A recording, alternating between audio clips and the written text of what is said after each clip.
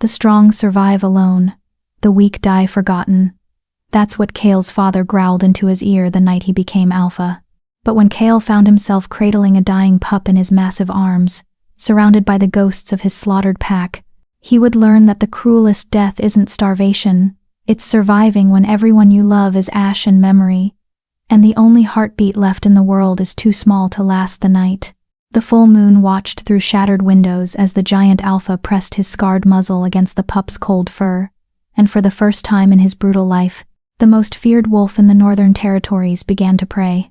The Morning Ridge pack had been the largest in living memory, 200 wolves strong, their territory spanning 3 mountain ranges and 5 river valleys. They'd feared nothing. They'd bowed to no one. Now they were smoke. Kale stood in what remained of the great den. His 7-foot frame stooped beneath charred rafters that had once held the roof where he'd been born. His hands, large enough to crush stone, trembled as they sorted through debris. An hour of searching had yielded nothing but bodies and the stench of hunters' fire. They'd come at dawn, when the pack was sleepy and sated from the full moon run. Bullets first silver, naturally then fire to finish what the gun started. Kale had been at the northern border, investigating strange scents. By the time he'd heard the screams and raced back, the massacre was complete. 200 wolves, his mother, his 3 sisters, the pups from Spring's litter, the elders who'd taught him to track, the warriors who'd fought beside him, the Omega wolves who'd kept the peace with their gentle humor, all gone, all because someone had wanted the alpha dead, and humans had never been particular about collateral damage.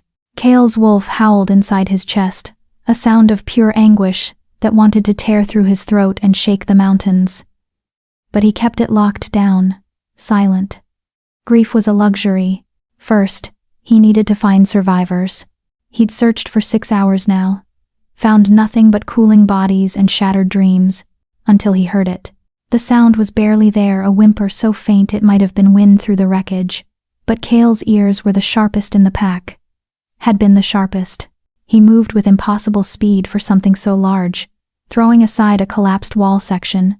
There, in a pocket of space beneath what had been the nursery's stone fireplace, was a bundle of scorched blankets, and inside, a miracle.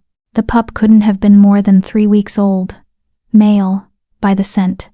His fur was matted with soot and blood, none of it his own, Kale realized. Someone had shielded him with their body. The pup's eyes weren't even open yet. He mewed weakly, blindly seeking warmth that wasn't there. Kale lifted him with a gentleness that contradicted every inch of his scarred, battle-hardened exterior. The pup fit in one of his palms, so small, so impossibly fragile. "Hey, little warrior," Kale whispered, his voice cracking on the words. "I've got you." The pup nuzzled against his thumb, mouth working instinctively, searching for milk. And just like that, hope became horror. Kale's blood turned to ice as reality crashed down. The pup was starving, had probably been alone here for hours, maybe since the attack ended. At 3 weeks old, he needed milk. Frequently, or he'd die. There were no nursing females left. No pack females at all. Just Kale and a pup who wouldn't survive the night without nourishment he couldn't provide. No, Kale breathed. No, no, no. He'd survived the massacre. He'd survived losing everything. But watching this tiny life, this last fragment of his pack slowly fade because Kale couldn't save him, that would break something in him that could never be repaired. The pup whimpered again, weaker now. Kale made a decision. He ransacked what remained of the den with frantic desperation. There had to be something: bottles, formula, anything the nursery mothers kept for emergencies. Nothing. The fire had consumed it all. The village then. Morning Ridge had maintained cautious trade relations with the human settlement 10 miles east. Surely they'd have something: goat's milk, cow's milk, anything to keep the pup alive. Kale wrapped the pup in his torn shirt, holding the bundle against his chest where his body heat might buy them time. Then he ran. His wolf form would have been faster, but he couldn't shift while carrying the pup safely. So Kale ran on 2 legs, his massive strides eating up the forest floor, lungs burning, every second an eternity. The village appeared through the trees, and Kale's hope shattered again. Smoke rose from the buildings. Not the thick black of active fire, but the gray wisps of embers dying. The attack had come here too. He searched anyway, desperation overriding reason.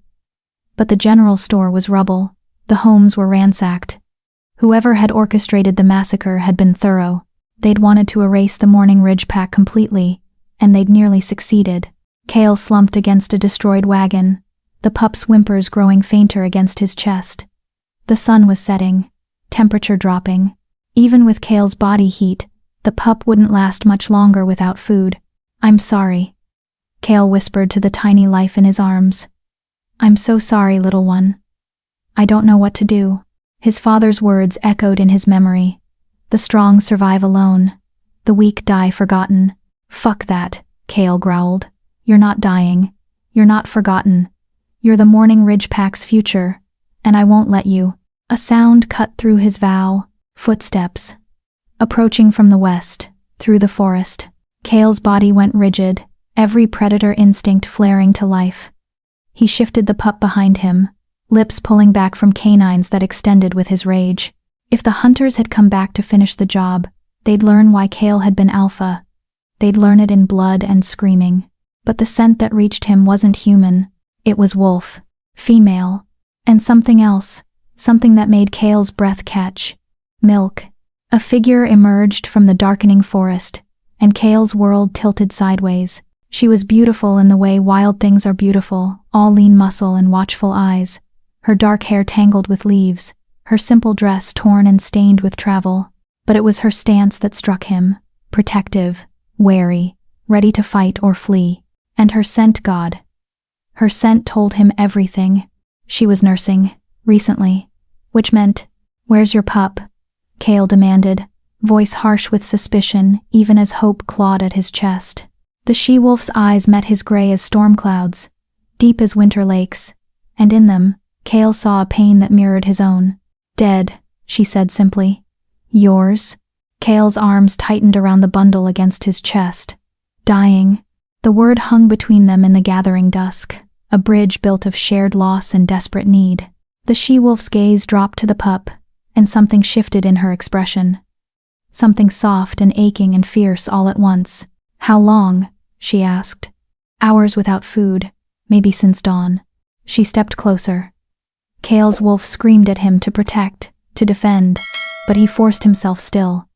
This stranger held the only chance the pup had. "I can help," she said quietly, "if you'll let me." If stories like Cale's remind you that sometimes the strongest thing we can do is ask for help, subscribe to join others who believe that survival and strength can look like vulnerability and trust. Chapter 1. The Stranger's Mercy. Cale had been alpha for 5 years. In that time, he'd negotiated territorial disputes with packs 3 times his size. He'd faced down rogue wolves high on bloodlust. He'd even stared down a grizzly that had wandered into packlands during mating season. None of it had prepared him for the vulnerability of handing a dying pup to a stranger. "His name," the she-wolf said softly, kneeling beside the remains of the wagon. "Does he have one?" Cale's throat worked. "No. He's too young.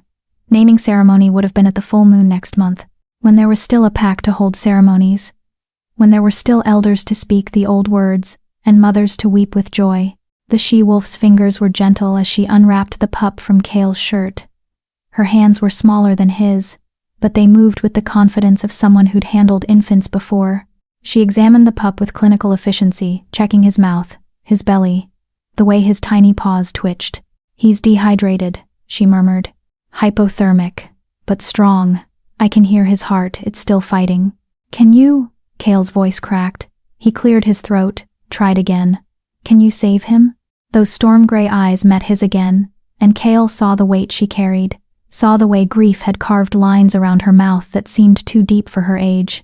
She couldn't have been more than 25, but she wore sorrow like a second skin. "I lost my daughter 3 days ago," she said, and the words were flat, emotionless, the kind of tone that came when the pain was too big for feeling. "Hunters attacked our den. Just me and her, we'd been alone since her father died last winter. I was out gathering herbs when they came." Cale's chest constricted. "I'm sorry." She was 4 weeks old. The she-wolf's fingers trembled as she stroked the pup's matted fur. "I came back to find her gone. They'd taken her body trophy. Probably proof of their kill. The rage that surged through Cale was so hot it nearly choked him. What kind of monster killed a nursing pup? What kind of evil did that? I tracked them for 2 days, she continued, her voice still that terrible, empty calm. Lost the trail at a river. Spent today wandering, trying to figure out what comes next when your entire reason for breathing is just gone. She looked up at him, and now there was something fierce burning in those gray depths. Then I smelled smoke, and ash, and a pack's death, and I thought maybe this is it. Maybe this is why I'm still here when she's not. Maybe I'm supposed to find something that needs what I have left to give. The pup mewed weakly, blindly nuzzling against her palm. He needs me, she whispered. And God help me, I need him too. I need someone to survive. I need someone to make this. She gestured to her chest, where Cale knew milk would be building with nowhere to go, turning painful, mean something. Cale had been raised to trust his instincts. Right now, every instinct screamed that this woman was safe, that she was Pack, even if she wasn't his Pack, that she was the miracle he'd prayed for. What's your name? He asked. Sarah. Formerly of the Riverbend Pack, before they were wiped out 5 years ago. Since then, just Sarah. Cale. Alpha of. The words stuck in his throat. Former Alpha of the Morning Ridge Pack.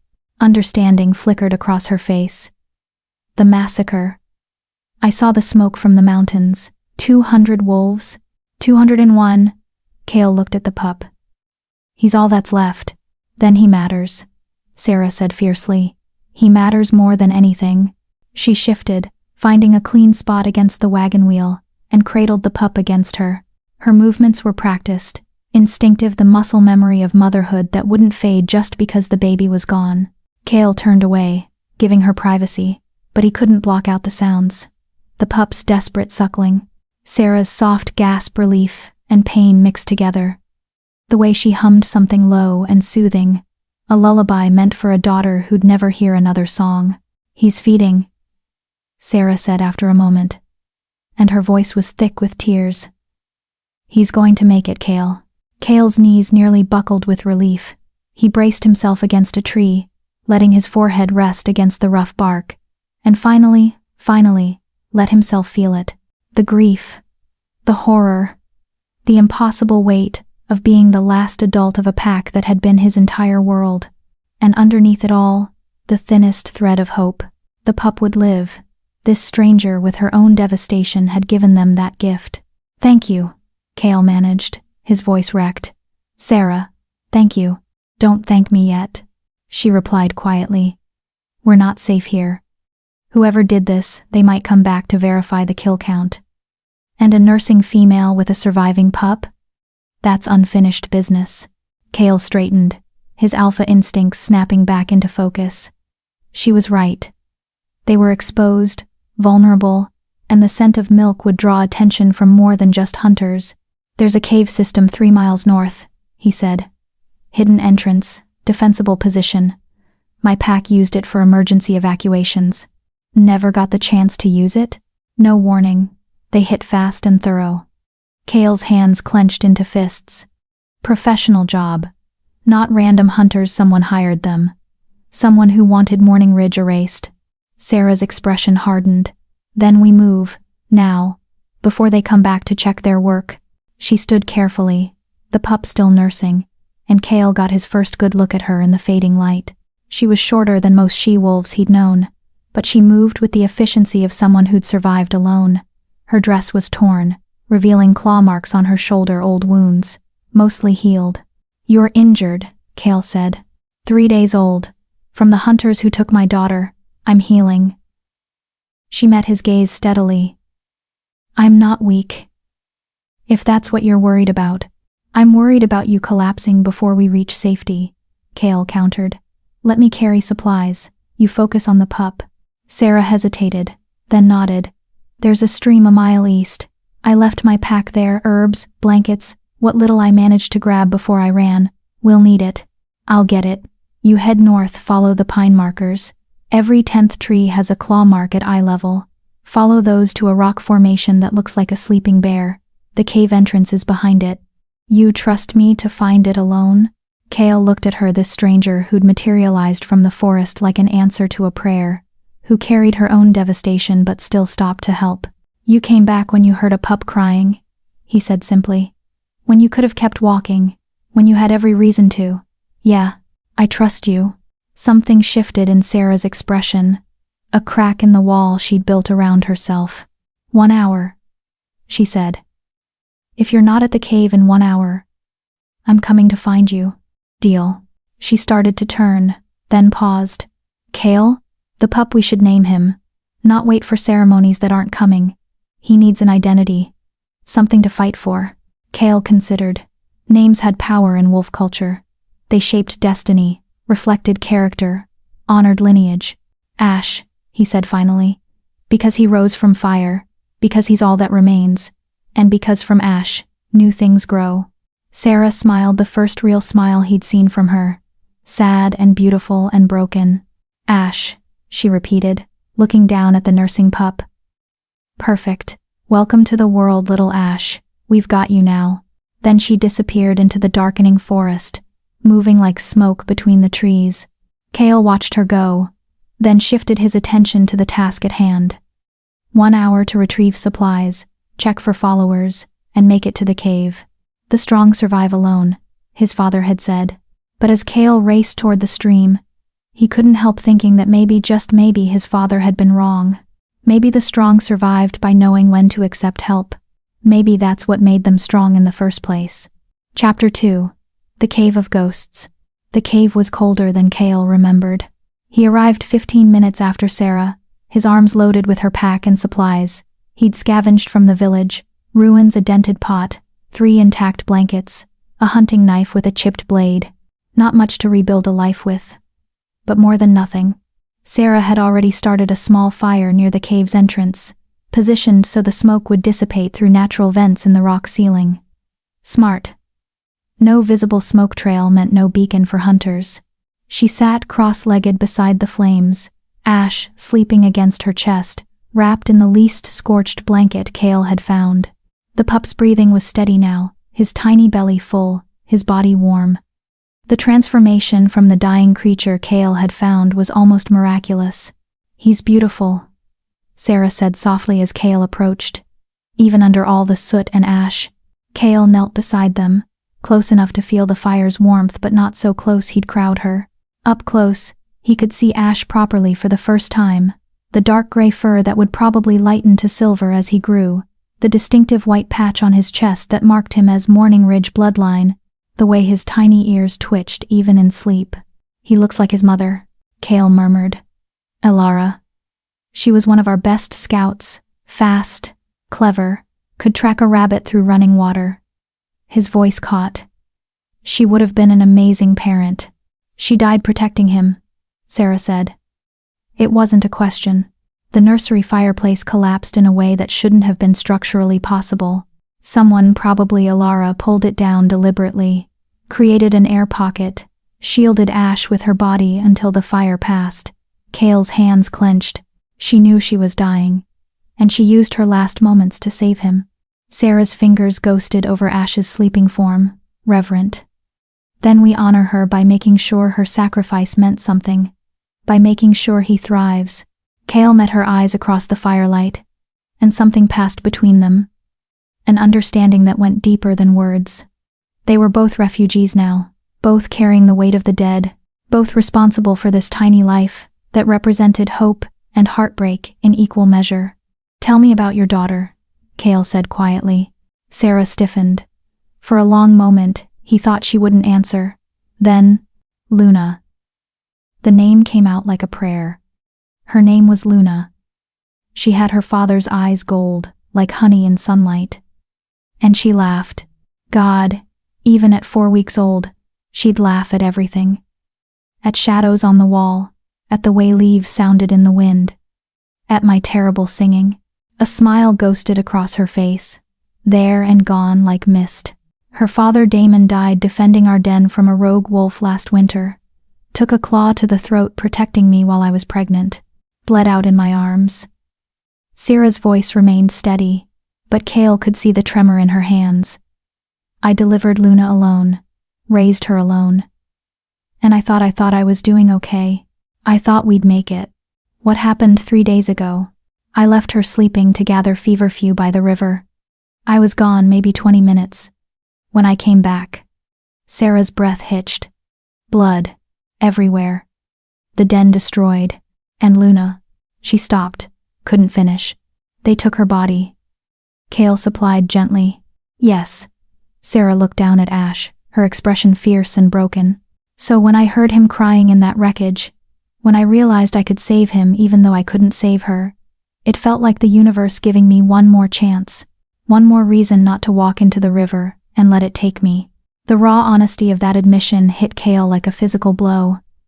He understood it completely, that darkness that whispered about ending the pain, about joining the ones who'd gone ahead. I'm glad you didn't, he said. Walk into the river. Ash needs you. And he paused, surprised by what he was about to admit. I need you too. I don't know how to keep a pup alive. I don't know how to be anything except a warrior and an alpha, and there's no pack left to lead. You're keeping him alive right now, Sarah pointed out. You searched for survivors. You didn't give up even when it was hopeless. You put his needs before your grief. She tilted her head, studying him. That's not nothing, Cale. That's everything. Before Cale could respond, Ash stirred against Sarah's chest, making the small sounds that preceded crying. Sarah shifted immediately, adjusting her position, murmuring reassurances in a voice that had probably soothed Luna 1,000 times. Cale watched, mesmerized by the easy competence. This was a language he didn't speak, the soft tones, the gentle touches, the instinctive understanding of what a pup needed before he could articulate it. Will you teach me? The words came out before Cale could stop them. How to care for him, how to be what he needs. Sarah looked up, surprised. You want to learn infant care? Most male wolves consider it beneath them. Most male wolves have packs with nursing females and designated caregivers. I have you, and I won't take you for granted. Cale's jaw set. Ash is my responsibility, my pack. If something happens to you, I need to know how to keep him alive. Something in Sarah's expression softened. All right. First lesson. Reading his cues. Those little sounds he's making, that's I'm about to be hungry again. Pups this young eat constantly every 2 hours, sometimes more. Every 2 hours, Cale repeated, filing the information away like battle strategy. Got it. What else? For the next hour, Sarah walked him through the basics: how to check if Ash was too hot or cold, how to support his neck, the signs of illness versus normal infant fussiness. Cale absorbed it all with the same intensity he'd once applied to combat training. When Ash woke fully and began to cry in earnest, Sarah fed him again while Cale prepared a simple meal from the supplies they had. Dried meat, foraged berries, water from the cave's natural spring. It wasn't until they were eating in companionable silence that Sarah asked the question Cale had been dreading. What's your plan? Cale paused mid-bite. Plan? You're an alpha without a pack. I'm a lone wolf with nothing left to lose. We have a pup who'll need constant care for months. Sarah's gaze was direct, unflinching. What happens tomorrow? Next week? When winter comes? Cale set down his food, staring into the fire. He'd been deliberately not thinking about the future, focusing only on the next immediate need. But Sarah was right, they needed a plan. The hunters will be looking for confirmation that everyone's dead, he said slowly. When they don't find my body or ashes, they'll come back. We can't stay here long term. Where can we go? Packs don't take in refugees easily, especially not an unmated female with a pup and a deposed alpha. There's one place. Cale's voice was grim. The Shadow Peak Pack, 300 miles west. Their alpha Thorn was my father's blood brother. They honored alliance treaties with Morning Ridge for 3 generations. Will they take us in? Thorn will honor the debt to my father. But, Cale hesitated. But what? Shadow Peak operates differently than Morning Ridge did. They're more traditional, more rigid about hierarchy and bloodlines. Cale met her eyes. They'll see you as a lone wolf with unclear status. They'll see Ash as orphaned, without clear lineage claims. And they'll see me as a failed alpha who couldn't protect his pack. So they'll look down on all of us. Probably. But they'll keep us alive. They'll give Ash a chance to grow up safe. Kale's expression hardened. And while they do that, I'll hunt down whoever ordered the massacre of my pack. Sarah's eyebrows rose. Revenge? Justice, Kale corrected. Someone paid for professional hunters to wipe out 200 wolves. Someone wanted Morning Ridge's territory. Or our resources. Or me dead specifically. I need to know who. I need to know why. His voice dropped to a growl. And I need to make sure they never do this to another pack. That could take years. Then it takes years. Kale looked at Ash, sleeping peacefully in Sarah's arms. He deserves to grow up in a world where packs aren't slaughtered in their sleep, where pups aren't murdered for trophies. If tracking down the ones responsible is what it takes, then that's what I'll do. Sarah studied him for a long moment, then nodded slowly. All right, we go to Shadow Peak. We keep Ash safe, and we figure out who's responsible. We? Kale repeated. Did you think I'd just hand him off and walk away? Sarah's voice was sharp. I'm nursing him, Kale. That creates a bond. And beyond that. She paused, choosing her words carefully. I lost everything 3 days ago. You lost everything today. Maybe together, we can build something new. Not a pack, necessarily, but family. The three of us. Family. The word hit Kale with unexpected force. He'd had family, parents, sisters, packmates who'd been closer than blood. All gone now. But maybe Sarah was right. Maybe family wasn't just what you were born into. Maybe it was also what you chose. What you fought to protect. Family, he agreed quietly. The three of us. Sarah offered a small, tentative smile, the second real smile he'd seen from her. Then Ash started crying again, and Sarah laughed, a sound full of exhaustion and exasperation and something almost like joy. Welcome to parenthood, she said wryly. Where nothing is ever simple, and sleep is a distant memory. Kale found himself smiling back, despite everything. Despite the grief and the loss, and the impossible road ahead. I can handle it, he said. And looking at Sarah and Ash illuminated by firelight in this cold cave, Kale realized he meant it. They'd survived the worst day of their lives. They'd survive whatever came next too, together. Chapter 3. The first night. Kale learned quickly that caring for a 3-week-old pup was harder than fighting off a grizzly. The grizzly, at least, eventually got tired. Ash did not. The first night in the cave was a blur of crying, feeding, and Kale's fumbling attempts to help. Every time he thought the pup had finally settled, Ash would wake up screaming, a sound far too large for such a tiny body. Is he supposed to cry this much? Kale asked around 3 a.m., his voice rough with exhaustion. Sarah, looking equally wrecked, adjusted Ash against her shoulder, rubbing his back in small circles. He's traumatized. He spent hours alone, cold, starving. His whole world is gone. Of course he's crying. The words hit Kale harder than they should have. Ash was crying for all the same reasons Kale wanted to howl at the moon: grief, fear, confusion about why everything safe had disappeared. What can I do? Kale asked, feeling helpless in a way combat had never made him feel. Talk to him. Let him hear your voice. Let him know he's not alone. Kale moved closer, kneeling beside them. Up close, Ash looked even smaller, all fragile bones and soft fur and blind trust that the world wouldn't hurt him again. Hey, little warrior, Kale murmured, his voice dropping to the gentle rumble he'd once used with his youngest sister. I know everything's scary right now. I know you don't understand what happened. But you're safe, Ash. Sarah and we've got you. Nothing's going to hurt you while we're here. Ash's crying didn't stop, but it quieted slightly enough that Kale felt a small surge of triumph. Keep going, Sarah encouraged. He's listening. So Kale kept talking. He told Ash about the Morning Ridge pack, how they'd run under full moons, how the elders told stories around winter fires, how the spring thaw always brought new hope. He told him about Alara, the brave mother who'd given everything to keep him alive. She was clever, Kale said softly, fast, fearless, and she loved you so much that her last act was protecting you. That's the kind of wolf you come from, Ash. That's the legacy you carry. Gradually, miraculously, Ash's cries faded to whimpers, then to silence. His tiny body relaxed against Sarah, exhaustion finally claiming him. "You're a natural," Sarah whispered. Cale shook his head. "I have no idea what I'm doing. None of us do. That's the secret of parenting, everyone's just guessing and hoping they don't screw up too badly." Sarah shifted carefully, settling Ash into a nest of blankets near the fire. "Get some rest. I'll take first watch. We should split it, 2-hour shifts.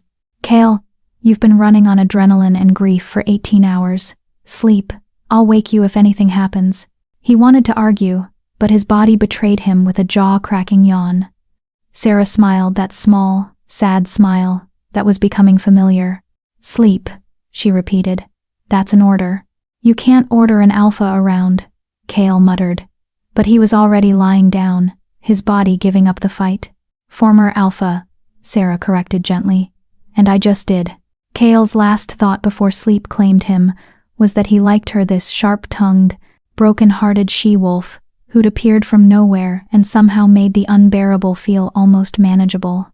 He woke to Sarah's hand on his shoulder and dawn light filtering through the cave entrance. "We have a problem," she said quietly. Cale was on his feet instantly, every sense alert. "Hunters?" "No. But look." She pointed to the cave entrance, and Cale's blood ran cold. "Tracks.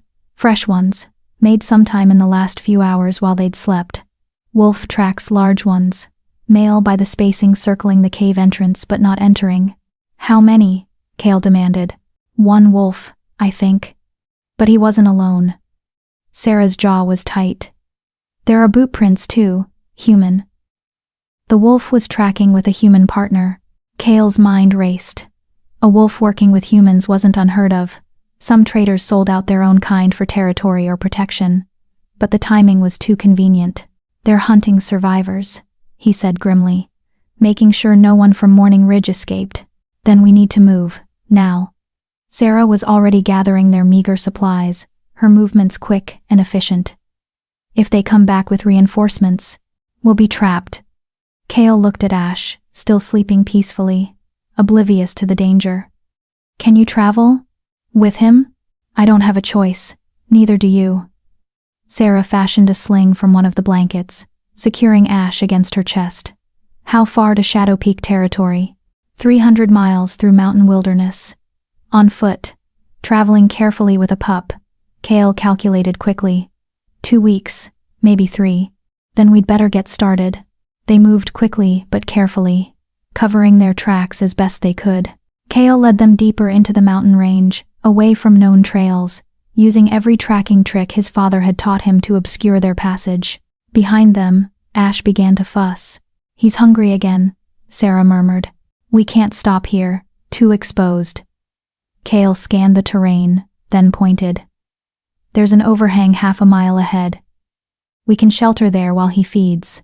They made it to the overhang with minutes to spare before Ash's fussing turned to full-blown crying. Sarah settled against the rock wall, already loosening her dress, and Cale positioned himself at the entrance, keeping watch. "Talk to me," Sarah said after a moment. "Tell me about Shadow Peak. What should I expect?" Cale kept his eyes on the forest, watching for movement. Thorn's a good alpha fare, strategic, values loyalty above all else. But his beta, Ravenna, she's the real power behind the pack. "How so?" "She's Thorn's mate. Brilliant, ruthless, and protective of Shadow Peak's interests above everything else." Cale's voice was neutral, but there was history there. "She never liked Morning Ridge's alliance with them. Thought we were too soft, too willing to work with humans." Was she wrong? Cale thought about his pack, how they'd maintained trade relationships with the nearby village, how they'd helped human children who got lost in the forest, how they'd believed coexistence was possible. "No," he said quietly. "She wasn't wrong. We were soft, and look where it got us." "Cale, 200 wolves, Sarah, gone because we believed the best of people instead of preparing for the worst." His hands clenched. "Ravenna will remind me of that, probably frequently." Sarah was quiet for a moment, and Cale could hear Ash nursing, the small sounds of contentment that meant he was feeding well. "You can't blame yourself for this," she said finally. "I'm Alpha, was Alpha. It was my job to protect them. You were at the border doing your job. You couldn't have known." "I should have known." The words exploded out of Cale, sharp with rage and grief. There were signs. Increased hunter activity in the region. Strange scents near our territory. My scouts reported it, and I told them we'd investigate. Later, after the full moon run, after one more night of peace, he slammed his fist against the rock wall, welcoming the pain. One more night, he repeated bitterly. That's all it took. One night of letting my guard down, and everyone I loved died screaming. Sierra stood carefully, Ash still nursing, and crossed to Cale. Her free hand found his shoulder, and her touch was warm, grounding. You're allowed to grieve, she said softly. You're allowed to be angry. But Cale, you can't carry this alone. That's how you break. I don't know how to do anything else. Learn. Her voice was fierce now. For Ash, he needs you whole, not shattered. And she paused, vulnerable. I need you too. I can't do this alone either. Cale turned to face her, and in the morning light, he saw the same exhaustion, the same grief, the same desperate determination to survive that he felt. Partnership, he said. Real partnership. We share the burden. Both of us. Both of us. Sarah agreed. Ash chose that moment to finish feeding and let out a satisfied burp that was comically loud for something so small. Despite everything, the danger, the grief, the impossible journey ahead, both Cale and Sarah laughed. Did you hear that? Sarah said, grinning. That's the sound of a healthy, thriving pup. That's the sound of Alara's son being a warrior, Cale corrected. And for the first time since the massacre, he felt something other than despair. He felt purpose. They had 300 miles of dangerous territory ahead of them. They had trackers hunting survivors. They had a pup who needed constant care, but they also had each other. And maybe, just maybe, that would be enough. Cale? Sarah said suddenly, her body going tense. Do you smell that? Cale inhaled deeply, and his wolf senses caught it immediately. Smoke. Recent. Coming from the direction they'd fled. The cave, he breathed. They found the cave, and when they find it empty, they'll track us. Cale's mind was already racing, calculating distances and odds. How long before Ash needs to feed again? 2 hours, maybe 3 if we're lucky. Then we have 2 hours to put as much distance between us and them as possible. Cale helped Sarah secure Ash in the sling, then grabbed their supplies. Can you run? Sarah's eyes flashed with something fierce. I've been running my whole life, Cale. Try to keep up. They ran. Through dense forest, where branches tore at their clothes, and roots tried to trip them. Along rocky streams that would hide their scent. Up steep inclines that burned their lungs and tested their endurance. Sarah kept pace beside him, one hand always on Ash to keep him secure, her breathing controlled despite the punishing speed. Behind them, Cale's sharp ears caught the sounds of pursuit, the baying of tracking dogs, human shouts, the crash of multiple bodies through underbrush. They were being hunted, and the hunters were gaining ground. There. Sarah pointed ahead to where the forest gave way to a steep ravine. If we can cross that, the bridge is out, Cale said grimly, remembering his last patrol through this area. Storm damage from last month. Then we jump. Cale looked at her like she was insane. It's a 30-foot gap over a 60-foot drop into rapids, with a pup. You have a better idea? The dogs were closer now. Maybe 5 minutes behind them. Maybe less. Cale looked at the ravine, calculated the jump, and made a decision that terrified him. I'll go first. Test the landing. If it's stable, I'll catch you in Ash. And if it's not stable, then you run south until you hit the river, follow it west, and don't look back. Cale. That's an order, Sarah. He met her eyes, letting her see the absolute conviction there. Ash is what matters. If I don't make this jump, you save him. Promise me. Sarah's jaw worked, but finally she nodded. I promise. Now, jump before I change my mind. Cale backed up, giving himself room for a running start.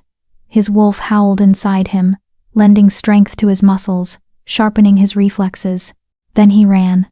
At the edge, he pushed off with everything he had, arms outstretched, body arcing through empty air. His hands caught the opposite edge. Barely. For one heart-stopping second, Kale hung suspended over 60 feet of nothing, his fingers scrabbling for purchase on loose rock. Then he hauled himself up with a roar of effort, rolling to safety. "Your turn," he shouted across the gap. Sarah looked down at Ash, then back at the ravine. Kale could see the fear in her eyes, not for herself, but for the tiny life she carried. Behind her, the dogs burst into view. "Now, Sarah." She ran. And jumped. Chapter 4. The Leap of Faith. Time slowed to a crawl. Kale watched Sarah arc through the air, one arm wrapped protectively around Ash, her body twisted to shield him from any impact. Her eyes locked with his wide, with terror and trust in equal measure. She wasn't going to make it.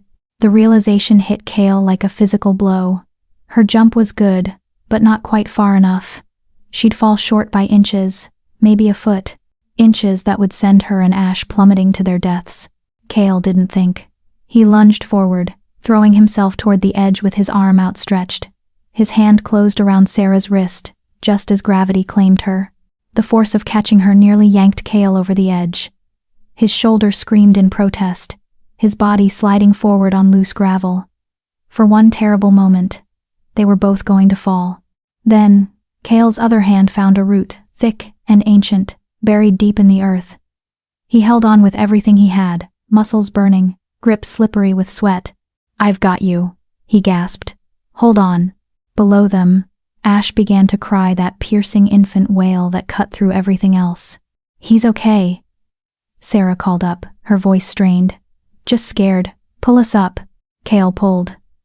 Every muscle in his body screamed in protest, but he pulled. Inch by agonizing inch, he hauled them up until Sarah could get her free hand on the edge, then her knees, then finally roll to safety beside him. They lay there for a moment, gasping for breath, while Ash screamed his displeasure at the world. Across the ravine, the dogs reached the edge. 3 of them, massive hunting hounds bred for tracking wolves. Behind them, 2 humans appeared, both carrying rifles, both scanning the opposite bank. One of them was a wolf in human form. Kale could tell by the way he moved, the way he scented the air. "There!" the wolf trader shouted, pointing directly at them. They made the jump. The human beside him raised his rifle, taking aim. "Move!" Kale roared. They scrambled to their feet and ran, bullets kicking up dirt where they'd been lying seconds before. The shots echoed through the ravine, angry, violent sounds that sent birds scattering from the trees. "They can't cross," Sarah panted as they plunged into the forest. "The bridge is out. We bought ourselves time." "Not enough." Kale's mind was already working through the geography. "There's a crossing point, 2 miles south. They'll head there, circle around. We have maybe an hour's head start. Then we use it." They ran for 20 minutes before Ash's crying became too insistent to ignore. Sarah stumbled to a halt in a small clearing, her breathing ragged. "He needs to feed," she said. "And I need a minute." Kale could see the exhaustion pulling at her. She'd been nursing Ash every few hours since yesterday, her body burning through calories it didn't have to spare. Add in the running, the terror, the jump she was running on fumes. 5 minutes, Kale said, standing guard while she settled against a tree. "Then we have to move again." While Sarah nursed Ash, Kale scouted the perimeter. The forest was dense here, good cover, but also good ambush territory. He found a deer trail heading west, away from their current path but toward rougher terrain, where tracking would be harder. When he returned to the clearing, Sarah had Ash settled and was digging through their pack. "We need food," she said. "Real food. I can't keep nursing on dried meat and berries. My body can't sustain it." She was right. Nursing mothers needed substantial nutrition, protein, fats, calories. What they had wouldn't last long. "There's a human settlement about 10 miles northwest," Kale said slowly. "Small farming community. They might have supplies we could trade for." "Trade with what?" "We have nothing." Kale pulled a small pouch from his belt, the one thing he'd grabbed from the ruins of his den before fleeing. Inside were 3 gold coins, stamped with the Morning Ridge Pack seal. "Emergency fund," he explained. "Every alpha carries one, for situations exactly like this." Sarah's eyebrows rose. "That's actually incredibly smart. My father was paranoid. Turns out he was right to be. Cale tucked the pouch away. But we can't both go. Too conspicuous, a male and female wolf with an infant, clearly on the run. The traitor tracking us might have sent word ahead to settlements. So, one of us goes alone. I'll go. I'm faster. And if there's trouble, no. Sarah's voice was firm. You're too distinctive. 7 feet tall, built like a warrior, covered in alpha scars. You'll be remembered. I'm ordinary, just another traveler. She looked down at Ash, her expression torn. But I can't take him with me. If something goes wrong, if I'm recognized or caught, I'll watch him, Cale said immediately. Cale, he'll need to nurse in 2 hours. Then you'll be back in 2 hours. He met her gaze steadily. I trust you, Sarah, and you need to trust me with Ash. The weight of what he was asking hung between them. Sarah had lost her daughter 3 days ago. Now he was asking her to leave another infant in someone else's care and walk into potential danger. Okay, she said finally, her voice barely above a whisper. Okay. But Cale, if something happens to me, if I don't come back, you'll come back. But if I don't... She grabbed his arm, her grip fierce.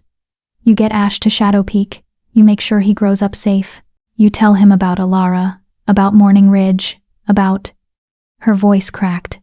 About Luna, about how she would have been his friend, his sister. Cale's throat was tight. I will, I promise. Sarah nodded, then carefully transferred Ash to Cale's arms. The pup stirred but didn't wake, his tiny body warm and trusting. Support his head, Sarah instructed, her hands hovering anxiously. Keep him warm. If he wakes up crying, talk to him like you did last night. Walk with him babies-like movement. And if he drift if it won. Sarah. Cale's voice was gentle. I've got him. Go. Get what we need. Come back. We'll be here. She hesitated one more moment, her hand stroking Ash's head, then turned and vanished into the forest. Cale watched her go, then looked down at the pup in his arms. Just you and me, little warrior, he murmured. Let's not screw this up. The first hour was easy. Ash slept, Cale kept watch, and the forest remained quiet, except for normal wildlife sounds. The second hour was when things got complicated. Ash woke up crying, that building wail that signaled hunger, and no amount of walking or talking would calm him. I know, buddy, Cale said, pacing in circles around the clearing. I know you're hungry. Sarah's coming back soon. Just hold on a little longer. But Ash was 3 weeks old and didn't understand, soon. He understood now and hungry. And where is the person who feeds me? Cale tried everything. He hummed the lullaby he'd heard Sarah use. He told stories about the Morning Ridge pack. He even attempted to sing, though his deep rumble was probably more frightening than soothing. Nothing worked. Ash's cries grew more desperate, his tiny body rigid with distress, and beneath Cale's worry for the pup was a growing fear for Sarah. She should have been back by now. Something was wrong. Cale looked down at the screaming infant in his arms, then at the forest where Sarah had disappeared, and faced an impossible choice. Stay and wait, hoping Sarah would return while Ash screamed himself into exhaustion, or go after her, taking a starving pup deeper into danger. Before he could decide, his sharp ears caught a sound that made his blood freeze. Voices. Human voices, coming from the direction of the settlement, and among them, one he recognized. The wolf trader who'd been tracking them definitely came this way.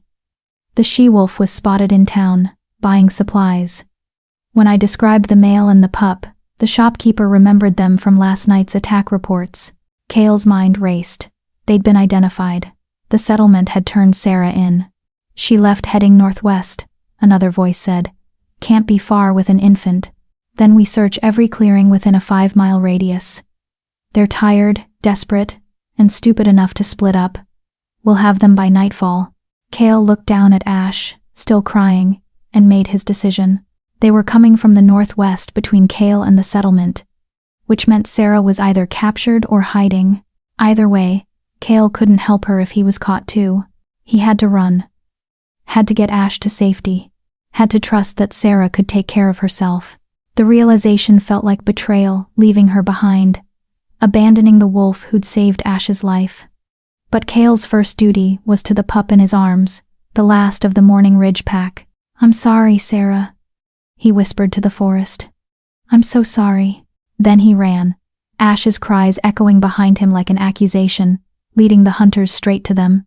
Cale ran for 3 miles before Ash's crying finally faded, not because the pup was calm, but because he'd exhausted himself into a fitful sleep. The momentary quiet let Cale think, and what he thought made his stomach turn. He'd left Sarah behind. Yes. He'd done it to protect Ash. Yes. It was the logical, tactical choice. But logic didn't erase the feeling that he'd failed her, that he'd broken the partnership they'd formed less than 24 hours ago. Partnership meant you didn't leave people behind. Cale found a hollow beneath an ancient oak, sheltered, defensible, and settled Ash carefully into a nest of his own shirt. The pup's face was red from crying, his breathing slightly congested. "Please be okay," Cale murmured, checking Ash over for any signs of illness. "Please just hold on a little longer." But how much longer? Ash needed to nurse. Soon. And without Sarah, a branch snapped behind him. Cale spun, teeth bared, ready to fight to the death to protect the pup. Sarah stumbled into the clearing. She was bleeding from a gash on her temple, her dress was torn, and she was breathing hard. But she was alive. She was here. "Sarah." Cale crossed to her in 2 strides, steadying her when she swayed. "What happened?" "I thought, ambush, at the settlement." Sarah's words came in gasps. The traitor he'd sent word ahead. "They were waiting. I barely got out." "Are you hurt?" "Besides the head.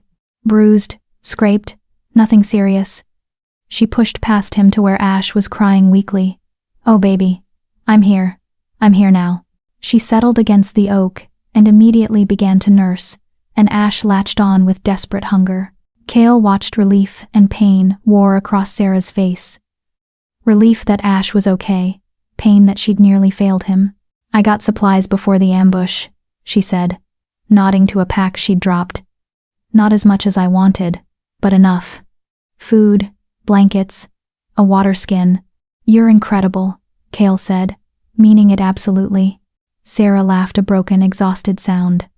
"I'm a disaster. I led them right to us." "No. You got what we needed and escaped an ambush. That's..." Cale paused, realization dawning. "Sarah, how did you escape? If they were waiting, if they knew..." Her eyes dropped to Ash. "I shifted, full wolf form. Fought my way through 3 men and ran. They couldn't keep up with 4 legs, but you were nursing, shifting while nursing." "I know." Her voice was flat. "It's dangerous. It can dry up milk production. But I didn't have a choice." Cale's chest tightened. She'd risked her ability to feed Ash in order to get back to him. She'd chosen survival over safety, and now they might pay the price. Can you still?" "I don't know," Sarah admitted. "I can feel the milk. He's feeding. But whether my body can keep producing after the shift, we'll find out in a few hours." A few hours. That's all the certainty they had. Cale sank down beside her, suddenly overwhelmed by how precarious everything was. One injury, one mistake, one piece of bad luck, and Ash would die. And there would be nothing either of them could do to stop it. "We're not going to make it to Shadow Peak, are we?" Sarah said quietly. Cale wanted to lie. Wanted to give her false hope and empty promises. But they'd promised partnership.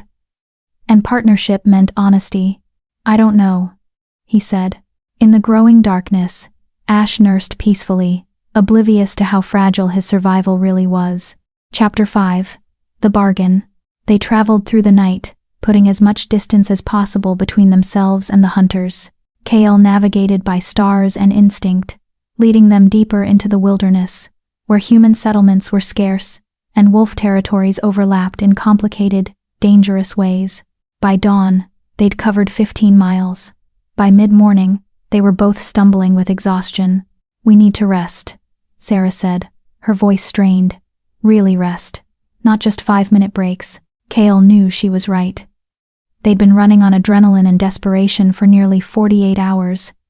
Eventually, their bodies would simply give out. He found a cave smaller than the last one, but defensible. While Sarah nursed Ash and tried to sleep, Cale set basic traps around the perimeter and gathered firewood. When he returned, Sarah was awake, staring at Ash with an expression Cale couldn't read. "What's wrong?" he asked immediately. "He's not feeding as much."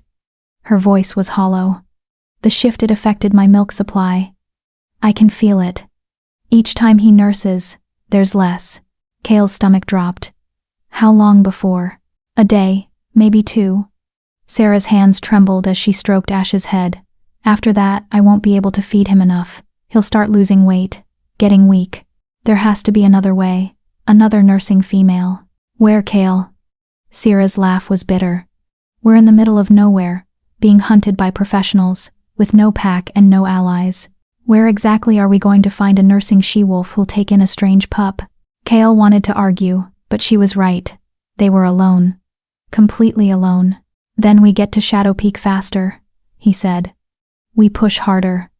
300 miles in 2 weeks, we can do it in 10 days if we—" "Cale." Sarah's voice was gentle but firm. "We can't. I can barely walk. You haven't slept in 2 days. And Ash needs constant care. Even if we ran non-stop, even if nothing else went wrong, we wouldn't make it in time." The reality of their situation crashed down on Cale like a physical weight. They were going to watch Ash die. Slowly, painfully. And there was nothing they could do to stop it. "Unless, there might be one option," Cale said slowly. "But you're going to hate it. Tell me." "The Blood Moon Pack. Their territory is 30 miles south of here." Cale's jaw was tight. "They're not friendly, not to outsiders. But they're large, over 100 wolves. Chances are, someone's nursing." Sarah's eyes narrowed. "Why do I sense a but coming?" "But they're not Morning Ridge. They don't believe in cooperation or alliances. Their alpha scar rules through strength and fear. If we enter their territory, we're at their mercy." "What kind of mercy are we talking about?" Cale hesitated. "The kind where we might end up dead, or enslaved, or forced to join their pack under terms we'd never accept willingly. But Ash would have a chance. Maybe, if Scar is in a generous mood, if we offer him something valuable enough, if we're lucky." Sarah looked down at Ash, sleeping peacefully in her arms, his tiny chest rising and falling with each breath. 30 miles south," she said. "How long?" 2 days if we push, 1 day if we run. Then we run." Sarah's expression was set, determined. "Because watching him starve isn't an option. I don't care what it costs." Cale understood. He felt the same way, but he also knew what packs like Blood Moon were capable of, and it terrified him. "Sarah, you need to understand what we're walking into. Blood Moon doesn't help out of kindness. Everything has a price, and that price might be—" "Cale." She cut him off, her gray eyes blazing. "I lost my daughter 3 days ago. I held her as she died, felt her last heartbeat, watched the light go out of her eyes. I am not going through that again. I don't care what Scar wants. I don't care what it costs. We're saving Ash." The fierce protectiveness in her voice made something shift in Cale's chest. This wasn't just about keeping a pup alive anymore. This was about Sarah refusing to let grief and loss win again. "Okay," he said quietly. "We go to Blood Moon. We make whatever deal we have to. And we save Ash. Together?" Together. They sealed the promise with a look that held more weight than words, an understanding that they'd crossed a line from allies of necessity to something deeper, something that felt dangerously close to family. The journey to Blood Moon territory was brutal. They ran through the day, rested in brief snatches, and ran through the night. Ash cried from hunger more frequently now, and each time, Sarah's face grew more drawn as she struggled to produce enough milk. By the time they reached the border markers, trees carved with the Blood Moon Pack's symbol, Sarah was swaying on her feet, and Ash's cries had grown weak and pitiful. "How do we announce ourselves?" Sarah asked. Carefully, Cale stepped forward and let out a howl, not a challenge, but a request for parley. The ancient wolf protocol for seeking audience with an alpha. They waited. Within minutes, 6 wolves emerged from the forest. Not in human form, in full wolf, fangs bared, hackles raised. They surrounded Cale and Sarah in a loose circle, cutting off all escape routes. The largest wolf, a massive male with a scar running down his muzzle, shifted into human form. He was shorter than Kale but broader, built like a brawler, with cold eyes that assessed them with predatory calculation. "Kale of Morning Ridge," Scar said, his voice like gravel. "Heard you were dead." The rumors were exaggerated, apparently. Scar's gaze moved to Sarah and Ash. "And you bring company. A nursing female with a pup that's not yours.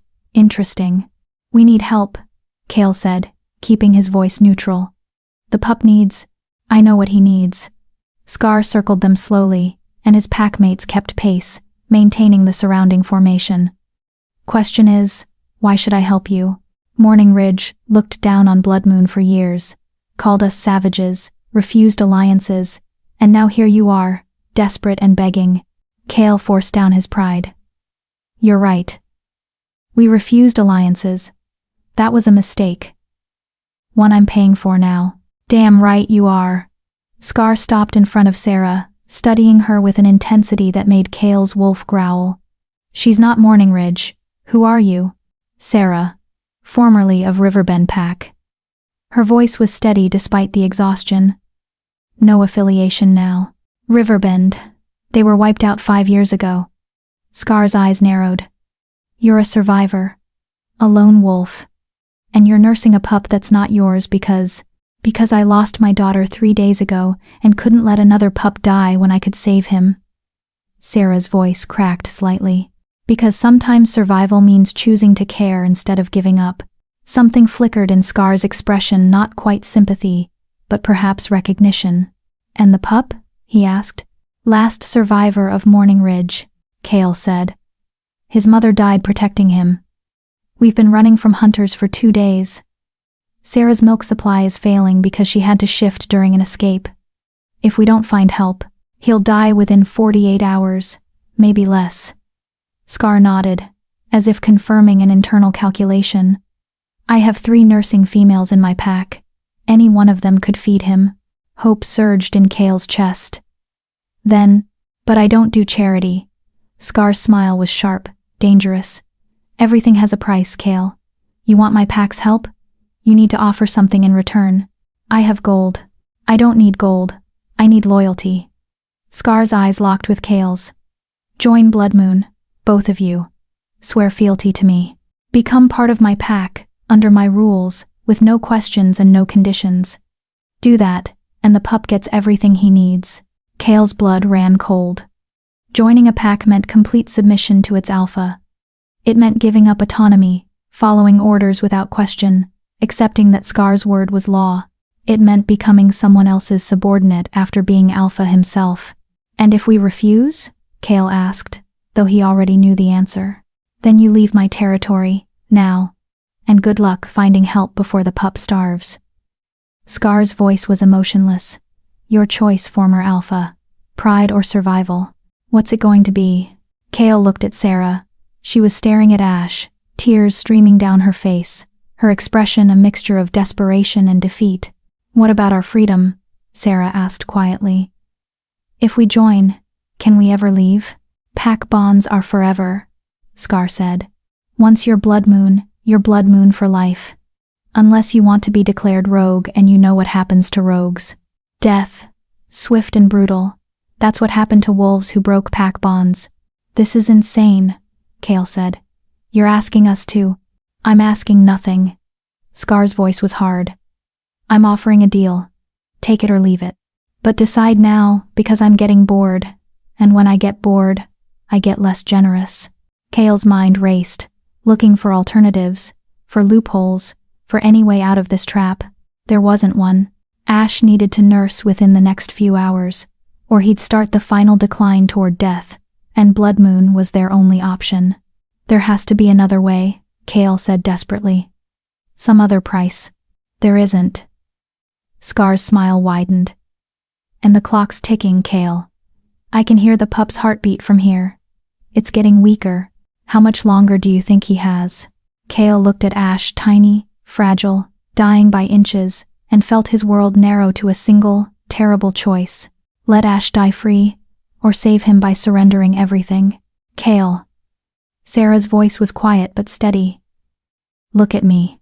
He met her eyes, and in them, he saw absolute certainty. We save him, she said. No matter what. That's what we promised. But. No buts. We save him. She turned to Scar, her chin lifting with defiance even as she submitted. I accept your terms. I join Blood Moon. I swear fealty to you. In exchange, Ash gets the care he needs. Sarah, wait. And Cale accepts too, she continued, her voice ringing with finality. Because he's not stupid enough to let pride kill an innocent pup. Right, Cale? Scar's packmates had gone still, watching the drama unfold. Even Scar looked slightly impressed by Sarah's boldness. She's got fire, Scar observed. I like that. So, Cale, your she-wolf has made her choice. What about you? You going to let her join my pack alone? Or are you going to step up and protect what's yours? The manipulation was obvious, questioning Cale's ability to protect, challenging his masculinity, his fitness as a wolf. And it worked. Because the alternative was watching Sarah and Ash disappear into Blood Moon, while Cale walked away alone, and that wasn't an option. Not anymore. I accept, Cale said, the words tasting like ash in his mouth. I join Blood Moon. I swear fealty to you, Scar. Both of us do. In exchange, Ash gets everything he needs to survive and thrive. Done. Scar's smile was triumphant. Welcome to Blood Moon, both of you, your pack now. He gestured, and two she-wolves stepped forward, both in human form, both clearly nursing based on the way they moved. Take the pup, Scar ordered. Get him fed. Make sure he's healthy. The wolves moved towards Sarah, hands outstretched for Ash. And Sarah, exhausted, desperate, defeated, handed over the pup she'd been protecting for 2 days. Cale watched Ash disappear into the pack's care, and felt something inside him break. They'd saved the pup, but the cost was everything they had left. Their freedom, their autonomy, their future, all of it, gone in exchange for one tiny life. Follow me, Scar said cheerfully. Let me show you your new home. And Cale, try not to look so devastated. You made the right choice, the only choice. As they followed Scar deeper into Blood Moon territory, Cale caught Sarah's hand. She squeezed back a silent promise that they'd survive this too. Together, no matter what it took. Chapter 6. The Price of Mercy. The Blood Moon Pack compound was nothing like Morning Ridge had been, where Cale's pack had built sprawling dens that blended with the forest. Blood Moon's territory was fortified, tall wooden walls, watchtowers, guards patrolling with military precision. It looked less like a wolf pack's home and more like a prison, or a war camp. Impressive, isn't it? Scar said as they passed through the main gates. We learned long ago that survival means strength, and strength means being ready for anything, including exploiting desperate wolves, Cale muttered. Scar's laugh was sharp. Careful, former alpha. Your pack now, which means I own your loyalty. Backtalk isn't tolerated here. The casual threat sent ice through Cale's veins. He'd been alpha for 5 years, answering to no one, making his own decisions, leading with autonomy. Now he was expected to submit, to obey. The adjustment was going to be hell. They were led to a long building that served as communal housing. Inside, dozens of wolves milled about, some in human form, some shifted, all of them watching the newcomers with varying degrees of curiosity and hostility. You'll stay here until you prove yourselves useful, Scar explained. Meals are communal, duties are assigned at dawn, questions are discouraged, problems are dealt with swiftly. Understand? Where's Ash? Sarah demanded, her voice tight with barely controlled panic. Scar gestured to a smaller building across the compound. Nursery. The pup's being cared for by Elena. She's our best with infants. He's safe, Sarah. That was the deal. I want to see him. Later. First, you both need food, rest, and orientation. Scar's tone brooked no argument. Elena will bring him to you in a few hours. Until then, settle in. He left before either of them could protest further. The moment Scar was gone, the other pack members closed in, not threatening but intensely curious. You're Cale of Morning Ridge, a young male said, his tone awed. The alpha who held 3 mountain ranges. We heard you were dead. I'm hard to kill, Cale replied carefully, unsure how much to reveal. And you, she-wolf addressed Sarah. You're the one nursing a pup that's not yours? That's unusual. It's necessary, Sarah said flatly. He needed help. I could provide it. An older male stepped forward, his expression less friendly. You both just gave up your freedom for a pup. That's either incredibly noble or incredibly stupid. Maybe both, Cale admitted. The male's lips quirked in what might have been a smile. I'm Finn. Been with Blood Moon for 8 years, joined after my pack was slaughtered by hunters. Word of advice. Scar values strength and usefulness above all else. Show him your assets, not liabilities, and you'll be fine. Cross him, and he drew a finger across his throat. Noted, Cale said grimly. The wolves dispersed, leaving Cale and Sarah alone in a corner of the building. Someone had left them bedrolls and a basket of food, bread, dried meat, cheese, simple fare, but more than they'd had in days. Sarah picked at the food without really eating, her eyes constantly drifting toward the nursery building. He's okay, Cale said quietly. Scar needs us cooperative. Hurting Ash would be counterproductive. Logically, I know that. Sarah's voice was strained, but emotionally? I just handed a pup I've been protecting with my life to complete strangers. Every instinct I have is screaming to go get him back. Same. Cale felt the pull too, the need to verify Ash was safe, to stand guard, to ensure no harm came to the last of his pack. But they couldn't. Not yet. Not until they understood the rules of their new prison. How do we survive this? Sarah asked, her exhaustion evident in every line of her body. We adapt, we comply, we make ourselves valuable. Cale's jaw was tight, and we wait for an opportunity. Opportunity for what? To leave, to get Ash and run, to find a better way. He met her eyes. This doesn't have to be forever, Sarah. Pack bonds can be broken if both parties agree. We just need to make ourselves valuable enough that Scar releases us willingly. And if he doesn't? Cale didn't have an answer for that. 2 hours later, a she-wolf appeared carrying Ash. Sarah was on her feet instantly, crossing the room in 3 strides. He's fine, fed, clean, sleeping. The she-wolf Elena presumably smiled warmly. He's a strong little fighter. Ate well, settled quickly. You did good work keeping him alive on your own. Sarah's hands trembled as she took Ash, cradling him against her chest. The pup stirred but didn't wake, his belly visibly fuller than it had been hours ago. Thank you, Sarah whispered, her voice thick with emotion. Thank you for feeding him. Of course, no pup goes hungry in Blood Moon. Elena's expression was kind, but there was steel beneath it. But you should know Scar's expecting you both to earn your keep. Starting tomorrow, you'll have duties. For you, Sarah, that might mean helping in the nursery. For Cale, she studied him. Someone with your combat experience. Probably patrol or perimeter defense. Whatever's needed, Cale said. Elena nodded approvingly. Smart answer. Scar values wolves who don't complain. Just be careful. He's fair, but he's also ruthless. Don't give him reasons to doubt your loyalty.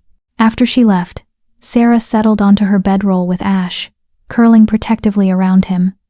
Cale watched them, this makeshift family he'd somehow acquired, and felt the weight of responsibility settle deeper.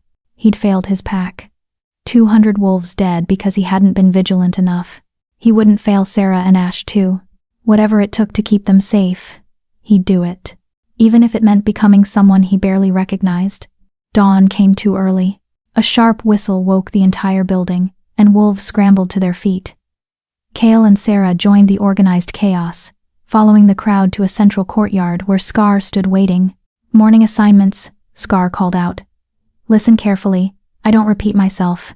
He rattled off names and duties with military efficiency. When he reached Cale's name, the entire pack went silent. Cale, you'll be joining Border Patrol under Finn's command. You report to him, he reports to me. Your job is to prevent unauthorized entry and hunt down any rogues or threats. Questions? No, Cale said. Good. Sarah, you're assigned to the nursery. Elena will show you the ropes. You'll help care for our young, including Ash when necessary. Relief flooded Sarah's expression. At least she'd be near the pup, The rest of you, you know your assignments. Get to work." The pack dispersed immediately. Finn appeared at Cale's elbow, gesturing for him to follow. "Border Patrol's tough work," Finn said as they headed toward the walls. "We've got a lot of territory to cover, and Scar's paranoid about threats. You'll be running patrols for 8 hours, then you get 4 hours rest, then back on duty. Rotating shifts?" "Exactly. Keeps everyone sharp." Finn paused, lowering his voice. "Look, I know this is an adjustment. You were Alpha, now you're taking orders. But Scar respects competence. Prove you're useful, and you'll get privileges.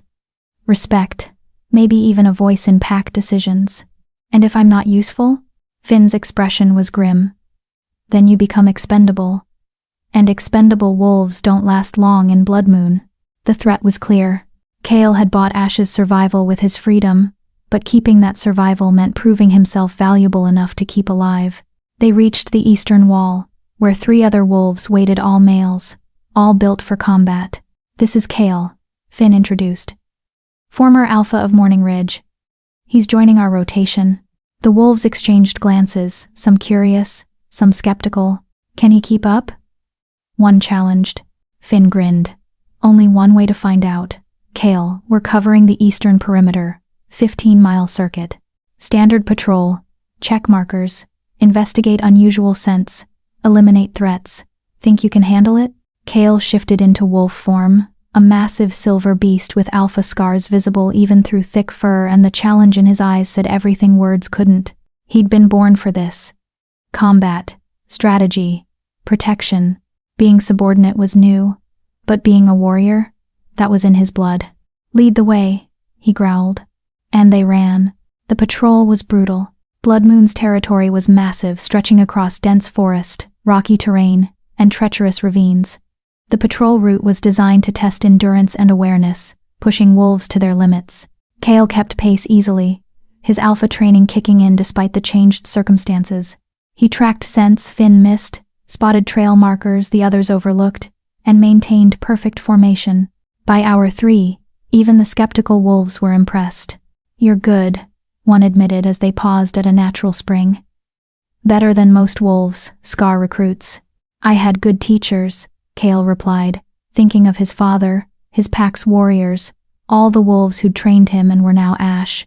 Morning Ridge's reputation wasn't exaggerated then, Finn observed. "Scar will be pleased. He values skill." They resumed patrol, and Cale let his mind wander to Sarah and Ash. Were they safe? Was Ash feeding well? Was Sarah managing the adjustment to pack life? His distraction nearly cost him. A scent hit his nose wrong, foreign, dangerous, and Cale's hackles rose instinctively. "Finn," he growled. "We've got company." The patrol went on immediate alert, forming a defensive line. From the underbrush emerged 5 wolves, rogues, by their wild appearance and hostile stance. "Blood Moon territory," Finn announced. "Leave now or face consequences." The lead rogue laughed, a harsh, mocking sound. "Blood Moon's gone soft, letting in charity cases and refugees. Scar's losing his edge." "Last warning," Finn said. The rogues attacked. Cale moved on pure instinct, dodging the first lunge, countering with teeth that found throat, using his superior size to pin an opponent. Around him, Finn's team engaged with practiced efficiency. The fight was over in minutes. 3 rogues dead, 2 fleeing into the forest. "Let them run," Finn ordered. "They'll spread word that Blood Moon doesn't tolerate trespassers." Cale shifted back to human form, breathing hard, blood on his hands. The violence felt familiar, a return to something he understood. "Nice work," Finn said, clapping Cale's shoulder. "You've still got it, Alpha." "Former Alpha," Cale corrected quietly. "Maybe, but you fight like someone who was born to lead." Finn's expression was thoughtful. "Scar's going to want you for more than just patrol. Skills like yours, they're valuable." Something in Finn's tone made Cale wary. "What do you mean?" "Just be careful. Scar rewards strength, but he also fears it." Finn lowered his voice. "And wolves who remind him too much of what he could lose. They don't last long in positions of power." The warning was clear. Prove yourself too capable, and Scar would see you as a threat. Prove yourself too weak, and you'd be expendable. Cale was walking a razor's edge, between value and danger. And one wrong step could cost him and Sarah and Ash everything. When Cale returned to the compound that evening, exhausted and filthy, he found Sarah waiting outside the communal building. She looked better than she had that morning cleaner, more rested, less haunted. And in her arms, wrapped in a soft blanket, was Ash. "He's thriving," Sarah said, her voice full of wonder and relief. "Elena says he's gained weight already. He's nursing well, sleeping better. He's going to make it, Cale." The relief that flooded Cale was so intense it nearly buckled his knees. They'd done it. They'd saved him. "Can I?" Cale gestured to the pup. Sarah carefully transferred Ash to his arms, and Cale cradled the tiny life with infinite gentleness. Up close, he could see what Sarah meant. Ash did look healthier, his fur cleaner, his body less fragile. "Hey, little warrior," Cale murmured. "Look at you, growing strong already." Ash yawned, his tiny mouth opening wide, and Cale felt something in his chest crack open, something that had been frozen since the massacre. "Hope. We did it," he said to Sarah. "We actually did it. We did." Sarah's smile was tired but genuine. "Now we just have to figure out how to survive this place long enough to figure out our next move. One day at a time," Cale said. "One day at a time," Sarah agreed. As the sun set over Blood Moon territory, casting everything in shades of orange and gold, Cale held Ash and stood beside Sarah, and felt something he hadn't felt in days. Not happiness, they weren't there yet, but possibility. And maybe, just maybe, that was enough. Chapter 7. The Hunter's Shadow. 3 weeks passed in Blood Moon territory, and Cale learned the rhythms of submission. Wake at dawn, report for patrol, run 15 miles checking borders, return exhausted, eat whatever was provided, sleep in communal housing, repeat. It was nothing like being Alpha, where his word was law, where he made decisions that shaped hundreds of lives, where respect came automatically. Here, he was just another soldier. Valuable. Yes. Respected for his skill. Certainly. But never allowed to forget that Scar's word was final. The adjustment burned like acid in Cale's throat. But Ash was thriving, and that made everything bearable. The pup had doubled in weight. His eyes had opened, revealing striking amber irises that marked him as pure Morning Ridge bloodline, and he was beginning to show personality. He cried when hungry but settled quickly when fed. He tracked movement with curious eyes. He even attempted tiny play growls that were more adorable than threatening. Sarah spent her days in the nursery, caring for Ash and 3 other pups born to Blood Moon mothers. Elena had become a friend, one of the few wolves in the pack who treated them as equals rather than charity cases. "You're good with him," Elena observed one afternoon, watching Sarah coax Ash through tummy time. "Natural mother." Sarah's expression flickered with pain. "I had practice, before." Elena's eyes were sympathetic. "Luna, right? You mentioned her once, when you were half asleep. My daughter. She'd be almost 2 months old now."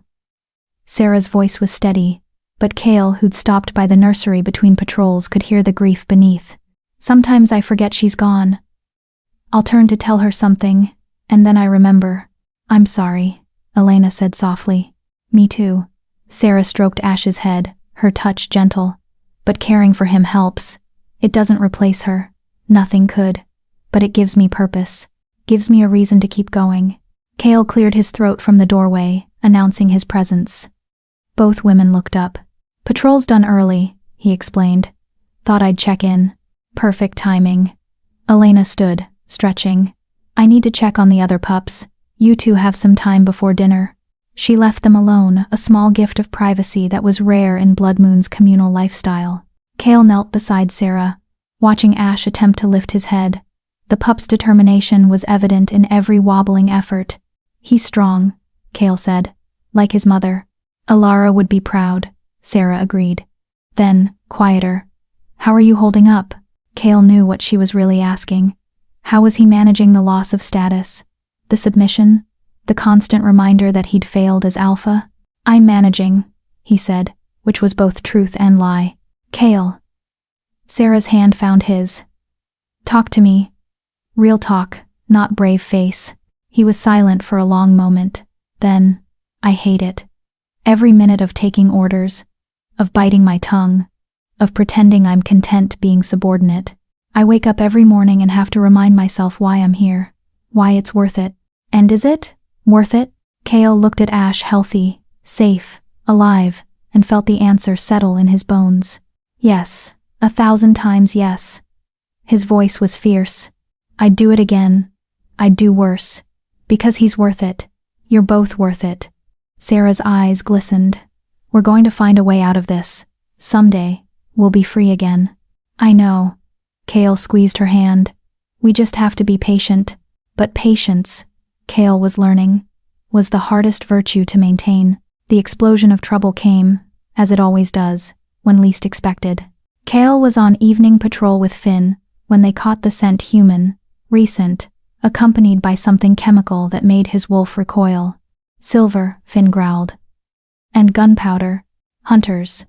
Inside Blood Moon territory, they followed the trail to a clearing, where 3 men were setting up equipment cameras, motion sensors, and what looked like silver-tipped traps. Professional operation. Kale whispered. They're planning something big. We need to report to Scar immediately. One of the hunters turned, somehow sensing their presence despite the downwind position. His eyes widened, and he reached for a rifle. Go! Finn roared.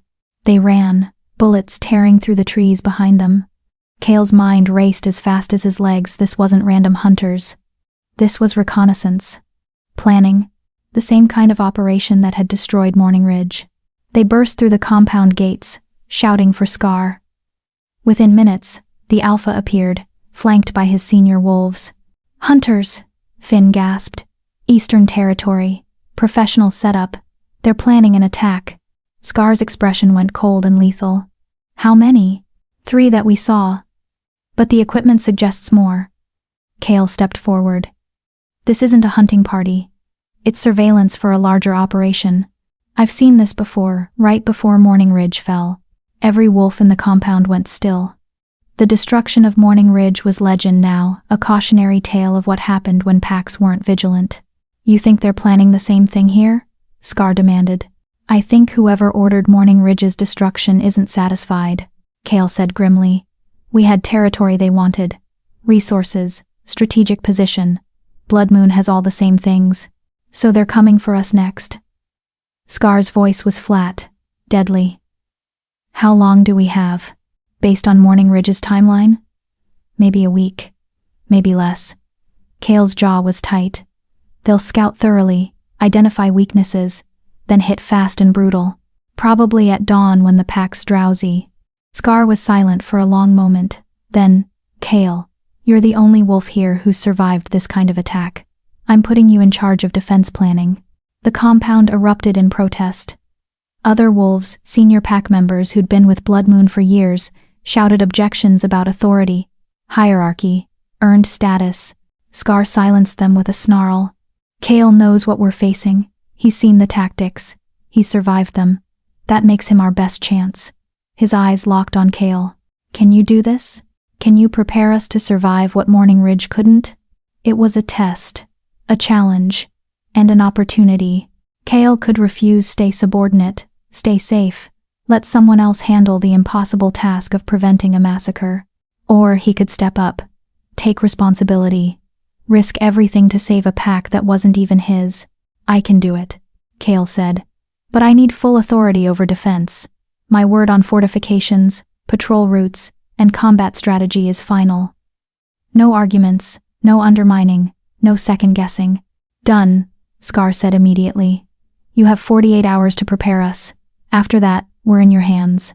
The weight of 200 lives settled on Kale's shoulders, familiar and terrifying in equal measure. He'd failed his pack once. He couldn't fail again. Kale worked through the night.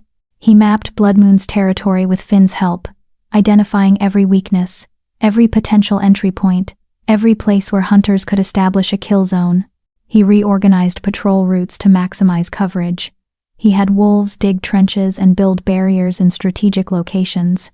And he trained. Every able-bodied wolf in Blood Moon learned hand-to-hand combat against armed humans.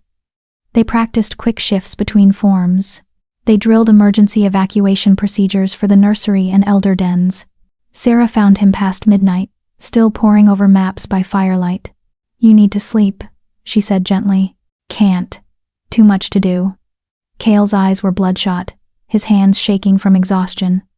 "If I miss something, if I don't prepare them perfectly, then we'll adapt, we'll survive, together." Sarah knelt beside him, taking his face in her hands. "Cale, you can't prevent every death. You couldn't save Morning Ridge, and you can't guarantee saving every wolf here. But you can give us the best chance possible, and you've done that. It doesn't feel like enough. It never does. That's what makes you a good alpha." She smiled sadly. "Because you care more about their lives than your own. I'm not alpha anymore. You'll always be alpha, Cale. It's not about the title. It's about who you are at your core." She pressed her forehead to his. "Now sleep. 2 hours. I'll wake you if anything happens." Cale wanted to argue, but his body betrayed him with a wave of exhaustion so profound he could barely keep his eyes open. 2 hours, he agreed. Sarah guided him to a bedroll, covered him with a blanket, and stood guard while he fell into restless sleep. He dreamed of fire and screaming, of Morning Ridge burning while he ran too slow to save anyone, of Ash crying in the flames while Cale's hands found nothing but ash. He woke with a gasp to find Sarah shaking him, her expression urgent. "They're here," she whispered. "The hunters. They're attacking now." Cale was on his feet instantly, adrenaline burning away. Exhaustion. Outside, he could hear shouts, gunfire, wolves howling in pain and rage. The nightmare had begun, and this time, Cale would be ready. The compound was chaos. Hunters had breached the eastern wall exactly where Cale had predicted, and were pushing in with military precision. Silver bullets tore through wolves who weren't fast enough to dodge. Fire arrows set buildings ablaze, but Blood Moon was ready. Cale's defensive preparations meant every wolf knew their position. The nursery had been evacuated within minutes. Elders were sheltered in the underground den system. Cale had insisted they expand. Warriors held formation, fighting smart instead of wild. "Northgate," Finn shouted. "They're trying to flank." Cale shifted mid-run, his massive wolf form tearing across the compound. He reached the north gate just as hunters were planting explosives. He didn't give them time to light the fuse. His jaws closed on the first hunter's arm, breaking bone. He used the man's body as a battering ram against the second, sending them both tumbling. The third raised a rifle, and Sarah was there, in wolf form, her smaller size meaning faster speed. She hit the hunter low, knocking his aim wide, and Cale finished him with a strike to the throat. More hunters poured through the breach, and Cale's training kicked in. He fought with the tactical precision of an alpha targeting leaders, disrupting formation, using terrain to his advantage. Around him, Blood Moon wolves fought with newfound coordination. The drills were paying off, they were surviving, but the hunters kept coming. "There's too many," a young wolf shouted, panic in his voice. Cale shifted to human form, his voice ringing with alpha authority.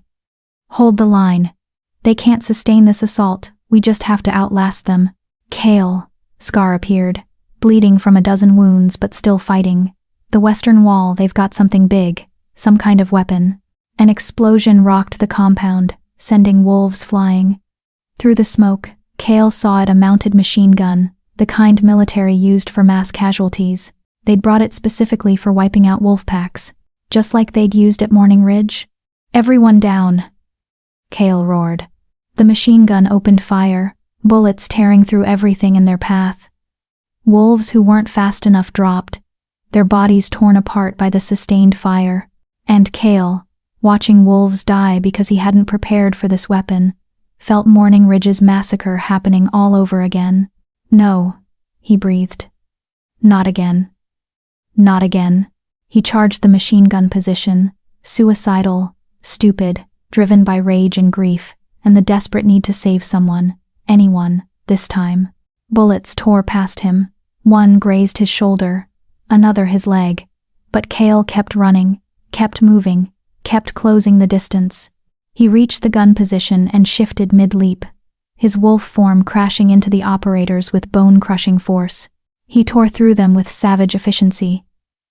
then grabbed the machine gun in his jaws and threw it over the wall. Silence fell like a blanket. The hunters, what remained of them, were retreating, their assault broken by Blood Moon's resistance. Kale shifted back to human form and collapsed, his body finally registering the pain from multiple bullet wounds. "Kale!" Sarah was there, her hands checking his injuries. "You're hit." "I'm fine. The pups, check the pups. They're safe." Elena got them all out before the attack reached the nursery. Sarah's voice was choked with tears. "You did it, Kale. You saved us." But as Kale looked around the compound at the bodies, the blood, the destruction, he didn't feel like a savior. He felt like someone who'd barely delayed the inevitable, because the hunters would come back. They always did. Chapter 8. The Truth Unveiled. The aftermath of the attack was brutal in ways beyond just casualties. Blood Moon had lost 17 wolves, a devastating number, but nowhere near the total annihilation that had claimed Morning Ridge. Kale's preparations had saved lives. His tactical decisions had meant the difference between survival and extinction, but 17 wolves were still 17 funerals. 17 families destroyed. 17 failures that Kale would carry forever. He stood in the compound's central gathering space, 3 days after the attack, his body wrapped in bandages, watching as Scar addressed the pack. "We survived," Scar said, his voice carrying across the assembled wolves. "Because of preparation, because of strategy, because one wolf, a wolf we took in as a refugee, gave us the knowledge to fight back." All eyes turned to Kale. "Kyle of Morning Ridge saved this pack," Scar continued. "He saw what was coming. He trained us. He led the defense that broke the hunters' assault. Without him, we'd all be ash." The pack erupted in howls of gratitude and respect, a sound that should have felt like vindication but instead felt like accusation. Because Kale hadn't saved Morning Ridge, he'd failed them completely. After the ceremony, Kale retreated to the quietest corner of the compound he could find. He needed to think, needed to understand the pattern he was seeing. 2 attacks, 2 packs targeted, both with professional hunters, both with identical tactics. This wasn't random. This was coordinated. Someone was systematically eliminating wolf packs. But why? "You look like you're trying to solve the mysteries of the universe." Kale looked up to find Finn settling beside him, carrying 2 cups of something that smelled like medicinal tea. "Elena's orders," Finn explained, handing 1 cup to Kale. "Says you need to stay hydrated while you heal." Kale accepted the tea, grimacing at the bitter taste. "Thanks." They sat in companionable silence for a moment. Then Finn said quietly, "You're thinking about who's behind this. The attacks. How'd you know?" "Because I'd be thinking the same thing." Finn's expression was grim. 2 major packs hit in less than a month, both with identical tactics. Someone's coordinating this. The question is who and why, and how they knew where to strike, Kale added. Morning Ridge's security was tight. We didn't advertise our routines or vulnerabilities, yet the hunters knew exactly when and where to hit us. Same with Blood Moon. They knew about the eastern wall weakness, the one spot where our defenses were thinnest. Finn's eyes narrowed. "That's not intel you get from observation. That's insider knowledge." The implication hit Kale like a physical blow. "You think there's a traitor? Inside the packs?" "I think it's the only explanation that makes sense." Finn lowered his voice. "And I think we need to find them before they give away our next weakness." Before Kale could respond, Sarah appeared, moving quickly, her expression urgent. "Kale, you need to see this. Now." Sarah led them to a small storage building on the compound's edge.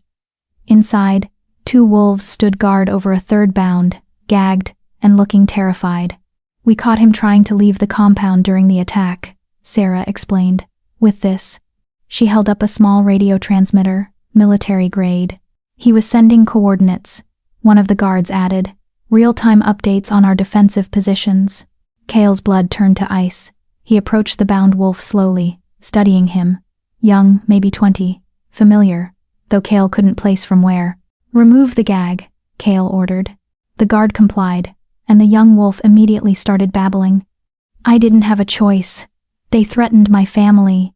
They said if I didn't help, they'd kill my sister." "Who?" Kale demanded. "Who threatened you?" I don't know. They never gave names. Just contacted me a year ago. Said they were building something big. Wanted information about pack structures, defenses, alpha schedules. The wolf's voice cracked with panic. I thought they were just planning robberies or something. I didn't know about the massacres. But you kept feeding them information, Finn said coldly, even after Morning Ridge fell. They have my sister, the wolf cried. What was I supposed to do? Kale felt a wave of disgust and pity. This wolf, this traitor, was both victim and perpetrator. Manipulated into betrayal, but betrayal nonetheless. What pack was your sister in? Kale asked. Riverbend, 5 years ago. The wolf's eyes were desperate. They took her during the massacre. Said they'd keep her alive as long as I cooperated. I've been trying to find her, but… Sarah made a strangled sound. Riverbend. That was my pack. Everyone turned to stare at her. They were wiped out 5 years ago, Sarah continued, her voice shaking. I thought everyone died, but if they were taking prisoners, then the massacres aren't just about territory or resources. Kale said slowly, pieces clicking into place. They're about something else. Something that requires live wolves. What could they possibly need wolves for? Finn asked. Kale's mind raced through possibilities, each more horrifying than the last. Medical experiments, breeding programs, some kind of supernatural weapon development. Whatever it is, it's big, he said. Big enough to justify years of planning, infiltrating multiple packs, coordinating complex military operations. So what do we do? Sarah's hands were clenched into fists. My daughter might still be if they're keeping prisoners. Luna's dead, Sarah, Kale said gently. You saw the blood. You know what happened. But other wolves might be alive. Prisoners from Morning Ridge, from Riverbend, from who knows how many other packs. Sarah's eyes blazed with fierce determination. We have to find them. We have to stop this. Agreed, Scar said from the doorway, making everyone jump. How long had he been listening? The alpha moved into the room, his expression harder than Kale had ever seen it. This threat is bigger than any single pack, Scar said. If someone's systematically targeting wolves, building an army of prisoners, developing some kind of weapon, we need to stop them before they come for the rest of us. You're talking about going on the offensive, Finn said, hunting the hunters. I'm talking about survival. Scar turned to Kale. You've proven yourself. Your tactical mind saved us. Now I'm asking you to use it again. Find these bastards. Figure out what they're planning. And stop them. That's not a mission, Kale said. That's a suicide run. We don't know where they're based, how many there are, what resources they have. So gather intelligence. Scar gestured to the bound traitor. Start with him. Find out everything he knows. Then follow the trail wherever it leads. And Blood Moon? We'll be here when you return. If you return. Scar's expression was pragmatic. But Kale, if you do this, if you take on this mission, you're released from your pack bond. You'll be free. No obligations, no servitude. You'll have earned your autonomy back. Freedom. The word hung in the air like a promise and a curse. What about Sarah and Ash? Kale asked. They stay here, safe, protected. Scar's eyes were steady. Unless Sarah chooses to go with you. All eyes turned to Sarah. She looked at Kale, then down at her hands, clearly warring with herself. If I go, she said slowly. What happens to Ash? Elena will care for him, Scar said. She's already bonded with him. He'll be safe here. But I won't be with him. I'll be risking my life on a mission that might not even succeed. Sarah's voice cracked. I've already lost one child, Kale. I can't. Then stay, Kale said immediately. Stay with Ash. Keep him safe. That's what matters most. But you, I'll be fine. I'm a survivor, remember? Kale managed a smile he didn't feel. And someone needs to stop these bastards before they hurt anyone else. Sarah stared at him for a long moment, then crossed the room and grabbed his face between her hands. You come back, she said fiercely. You hear me, Kale? You find out what's happening, you stop it, and you come back, because Ash needs you. And I? Her voice broke. I need you too. The admission hung between them more than partnership, more than alliance. something that felt dangerously like love. "I'll come back," Kale promised. "I swear it." If Kale's journey from loss to purpose reminds you that sometimes the bravest thing we can do is keep fighting when everything's been taken from us, subscribe to join others who believe that healing doesn't mean forgetting. It means finding new reasons to survive. They spent the next 3 days extracting every piece of information from the traitor. His name was Reed. He'd been feeding intelligence to the hunters for 13 months. He knew they operated from a facility somewhere in the northern mountains, a place called the Sanctuary that Reed had never seen but heard mentioned repeatedly. "They're building something," Reed insisted during one interrogation.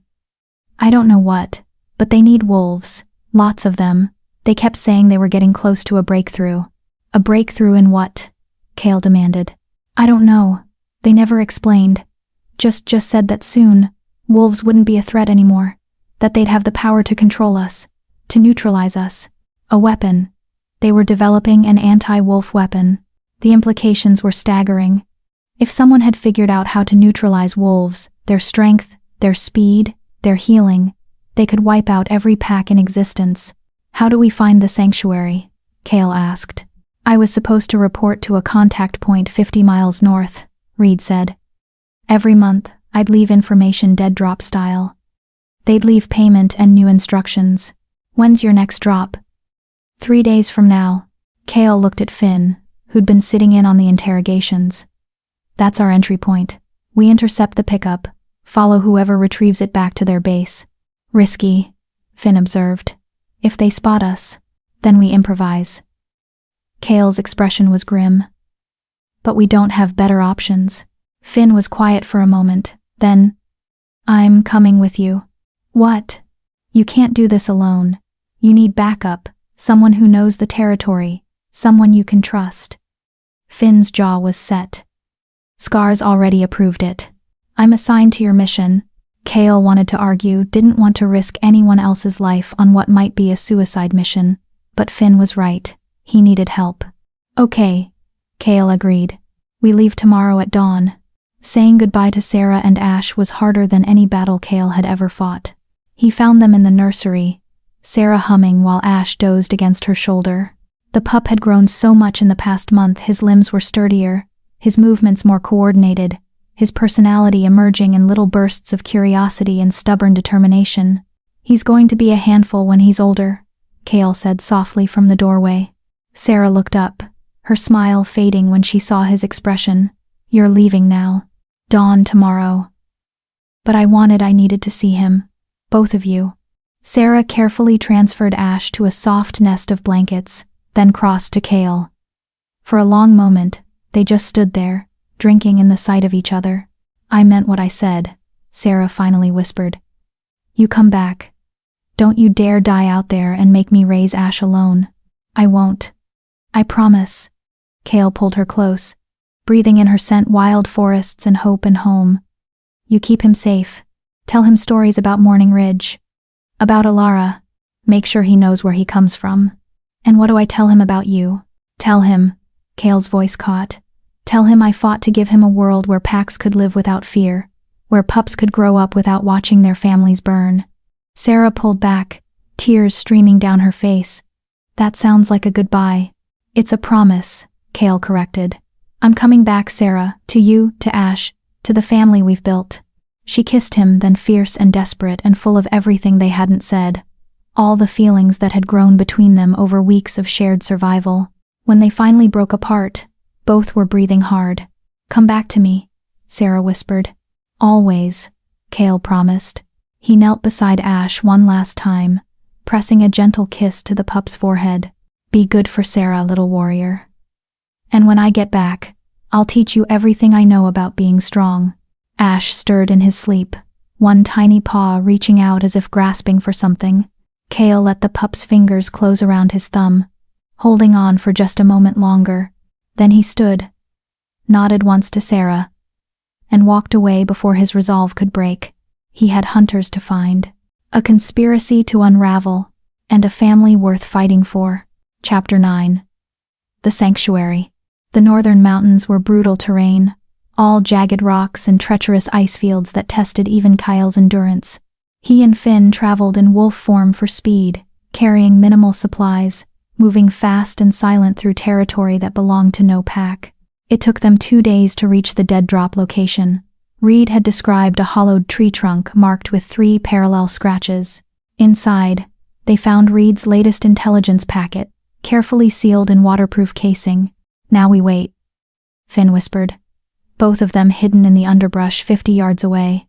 They waited for 6 hours. Just as Cale was starting to think no one would come, he caught movement, a human, male, dressed in tactical gear, approaching the tree with practiced caution. The man retrieved the packet, glanced around once, then headed northeast. Cale and Finn followed at a distance, staying downwind, using every tracking skill they possessed to remain undetected.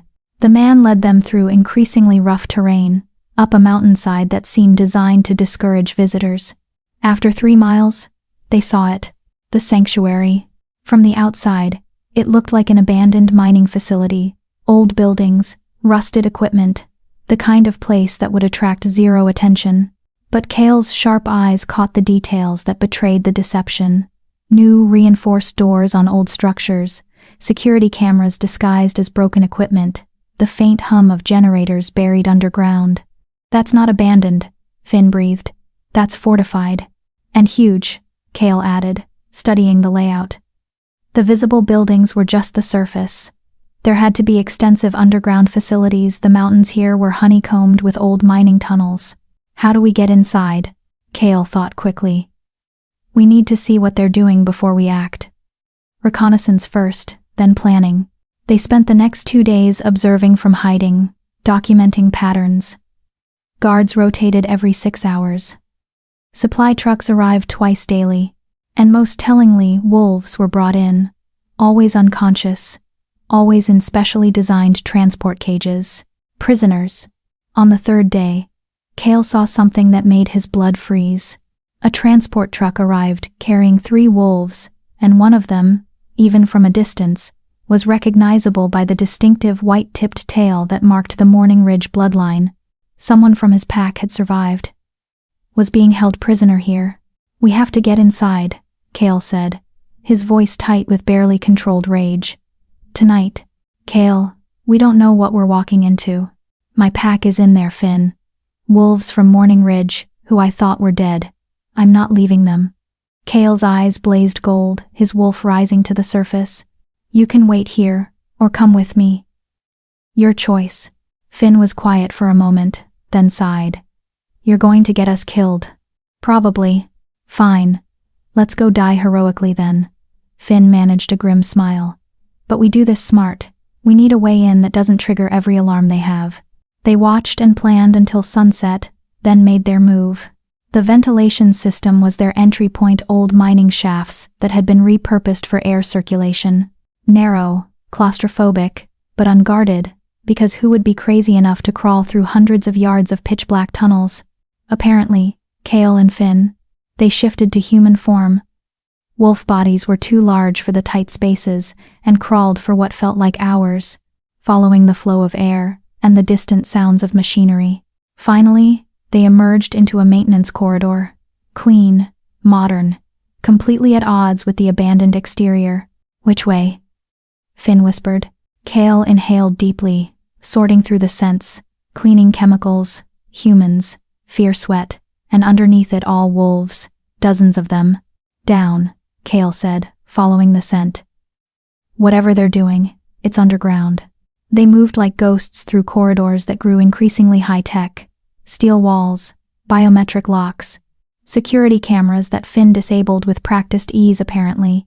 He'd had experience with human technology before joining Blood Moon. The sounds grew louder, machinery humming, voices echoing, and beneath it all, the unmistakable sound of wolves whimpering in pain. Cale's hands clenched into fists.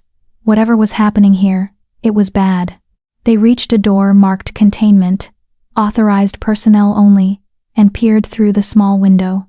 What Cale saw made his stomach turn. A massive underground facility, easily the size of 3 football fields, rows upon rows of steel cages, each containing a wolf. Some were conscious, pressing against the bars with desperate eyes.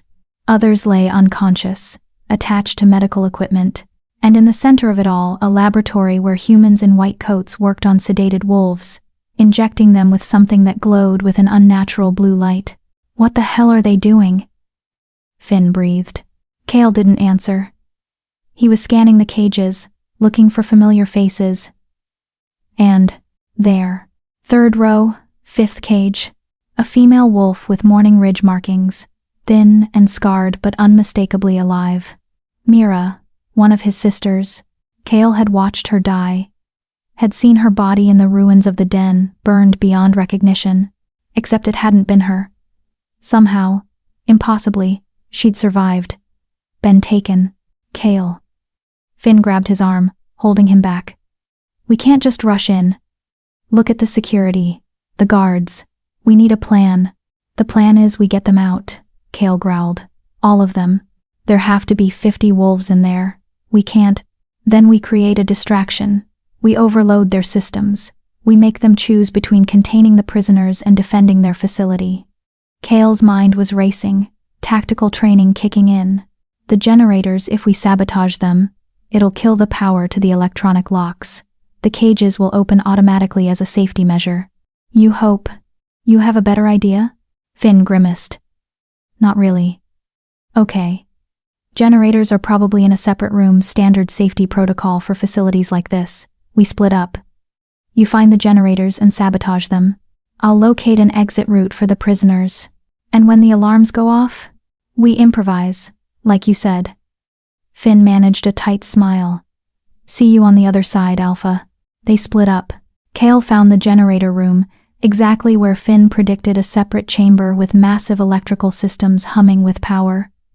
He didn't understand most of the technology, but he understood enough. Destroy the fuel lines. Overload the circuits. Create cascading failures. He shifted to wolf form for the strength, then systematically tore through every system he could reach. Alarms began shrieking, lights flickered, and somewhere in the distance, he heard the distinctive click of electronic locks disengaging. Success. Cale shifted back to human form and ran toward the containment area. Behind him, he could hear shouts, guards mobilizing, the facility erupting into chaos. He burst through the door to find pandemonium. The cages had opened. Wolves were pouring out, weak, disoriented, but free. Guards were trying to contain them with nets and tranquilizer guns. But there were too many prisoners, too much chaos. Cale dove into the fray, fighting his way toward where he'd seen Mira. Humans tried to stop him, but Cale was rage incarnate, a former alpha with nothing left to lose and everything to save. He reached Mira's cage. She was conscious now, staring at him with wide, disbelieving eyes. Cale? Her voice was hoarse, broken. You're alive? So are you. Cale tore open the cage door, helping her stumble out. Can you walk? I can run if it means getting out of here. Despite her condition, Mira's eyes blazed with the same fire. Cale remembered. But there are others, Morning Ridge wolves, other packs. We're getting everyone out. Cale scanned the chaos, looking for Finn, spotted him near the far exit, herding confused wolves toward freedom. Can you help them? Get them moving toward the exits? Mira nodded, then shifted into wolf form despite her obvious weakness. She began moving through the crowd, barking orders, organizing the chaos into something resembling an evacuation. Cale fought his way through the facility, breaking open any cage that was still locked, taking down guards who tried to stop the exodus. Around him, wolves were discovering their strength, their rage, turning from victims to fighters. The hunters had made a critical mistake. They'd kept their prisoners close together, thinking numbers would make them easier to control. Instead, it meant that when the wolves broke free, they had an instant army. Cale was helping an elderly wolf toward the exit when he heard a voice that stopped him cold. Kyle of Morning Ridge, I've been waiting to meet you. He turned to find a woman in a pristine white lab coat, her expression calm despite the chaos around them. She was flanked by guards, carrying weapons that looked nothing like standard rifles, something more advanced, more deadly. Who are you? Cale demanded. Dr. Sarah Chen, director of the Genesis Project. She smiled, and it was the smile of someone who believed herself untouchable. And you've just ruined 5 years of research by releasing my subjects. Your subjects are wolves, living beings, not experiments. They're both, actually. Dr. Chen gestured to the lab equipment. Do you know what we've been working on here, Kale? A way to neutralize the wolf gene, to remove your kind's advantages, strength, speed, healing, and reduce you to ordinary humans. Controllable humans. Horror crawled up Kale's spine. Why? Because wolves are dangerous. Unpredictable. You can't be tamed. Can't be integrated into civilized society. You're a threat that needs to be eliminated. Her voice was matter-of-fact, clinical. The Genesis serum will do just that. One injection, and a wolf becomes human, permanently. No more shifting, no more packs, no more threat. You're insane, Kale breathed. I'm pragmatic, and we're almost ready for mass production.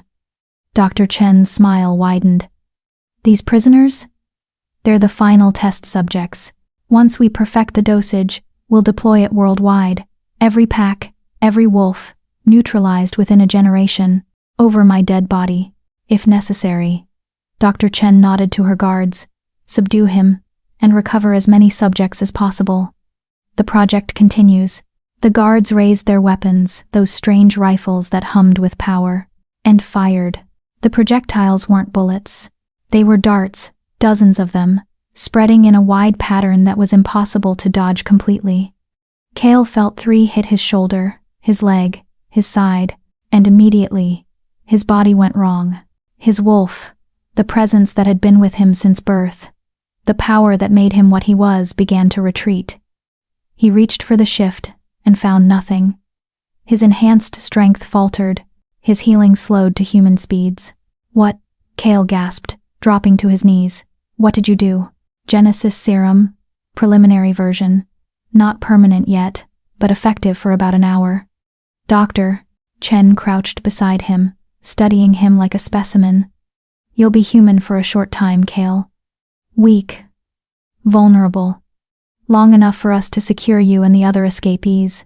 Around Kale, other wolves who'd been hit with darts were collapsing, their bodies betraying them, their wolves silenced. No. This couldn't be how it ended. Not when they were so close to freedom. Kale tried to stand, but his human weak legs wouldn't support him. He was helpless, defeated. Dr. Chen stood, already turning away. Secure him with the others, and someone fix the damn generators.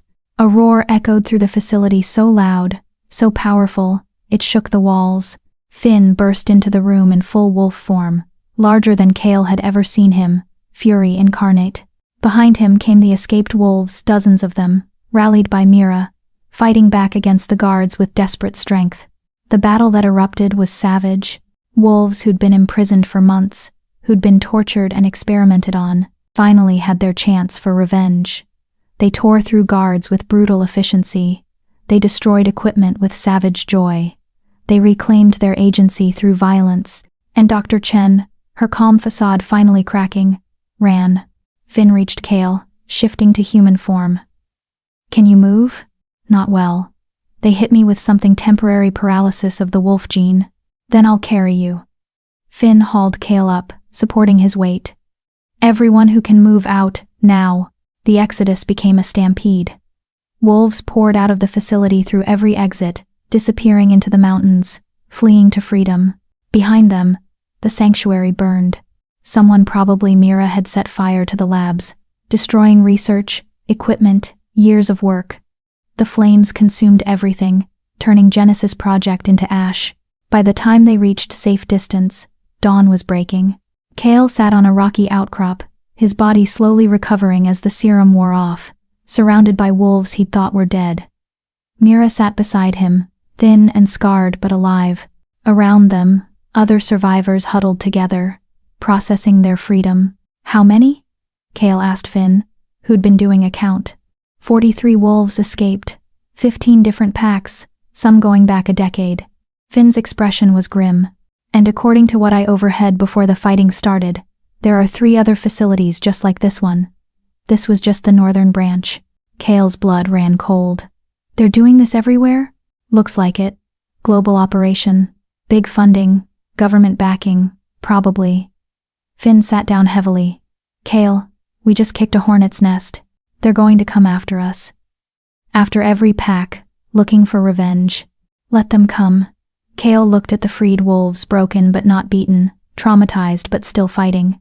We know about Genesis now. We can warn other packs. Prepare them. Fight back. Or, Mira said quietly, we could disappear. Scatter. Make it impossible for them to find us again. No. Kale's voice was firm. Running is what they want. They want us afraid, divided, easy to pick off one at a time. Instead, we unite. Every pack, every wolf. We become too strong to eliminate. That's, Finn started. Impossible? Maybe. But so was surviving Morning Ridge's massacre. So was infiltrating this facility. So was freeing 43 wolves from what should have been an impenetrable prison. Kale stood, his wolf finally returning, strength flooding back. We're survivors, all of us, and it's time we stopped hiding and started fighting back. Around him, the freed wolves began to howl, a sound of defiance and determination that echoed across the mountains. A declaration of war. And Kale, looking at these wolves who'd survived the impossible, felt something he hadn't felt since the massacre. Purpose. It was time to go home. To Sarah, to Ash, to the family waiting for him. And then it was time to finish what the humans had started. Chapter 10. Coming home. The journey back to Blood Moon took 5 days.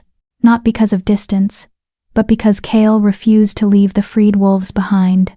43 survivors, all in various states of trauma and malnutrition, couldn't travel quickly, so they moved as a group slowly, carefully, stopping frequently to rest and forage for food. Mira stayed close to Kale's side, still processing that her brother was alive, that her pack hadn't been completely erased. I thought you were dead, she said on the third night, as they sat around a campfire. When I woke up in that cage, when they told me Morning Ridge was gone, I thought I was the only one left. You almost were. Ash and I were all that survived initially. Kale's throat tightened, remembering that terrible day. But now we have you back, and 42 others who deserve a second chance. What happens to us now? Asked a young male from a pack Kale didn't recognize. We can't go back to our territories. Most of them were taken over years ago. We're refugees with nowhere to go. It was the question they'd all been avoiding. These wolves had no homes, no packs, no place in the world that had moved on without them.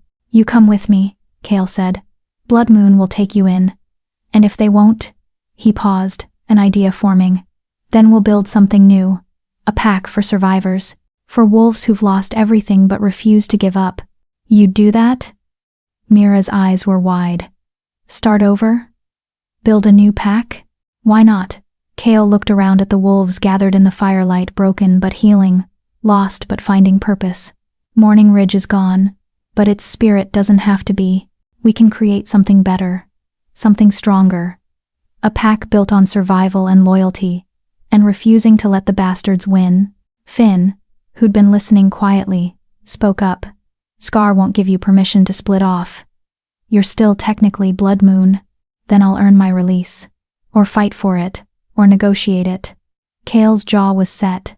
But I'm not abandoning these wolves. They're my responsibility now. Around the fire, the survivors straightened.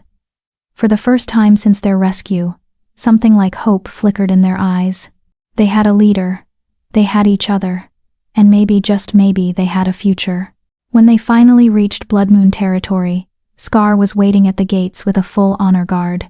And beside him, looking simultaneously relieved and furious, stood Sarah with Ash in her arms. The moment Sarah saw Kale, she thrust Ash at Elena and ran. She crashed into Kale with enough force to nearly knock him over, her arms wrapping around him, her face buried in his chest. You absolute idiot, she sobbed. You were supposed to come back safely, not bring an army of traumatized wolves and nearly die destroying an evil science facility. How did you? Finn sent word ahead. 3 days ago, we've been preparing. She pulled back, her gray eyes blazing with tears and rage and relief.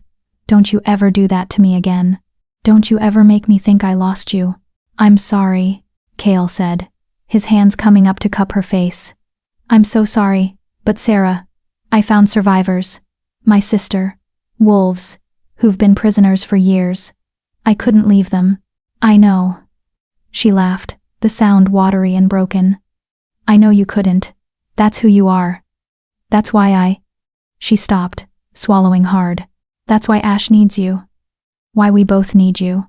Before Kale could respond, Scar cleared his throat loudly. Touching reunion, the Blood Moon Alpha said dryly.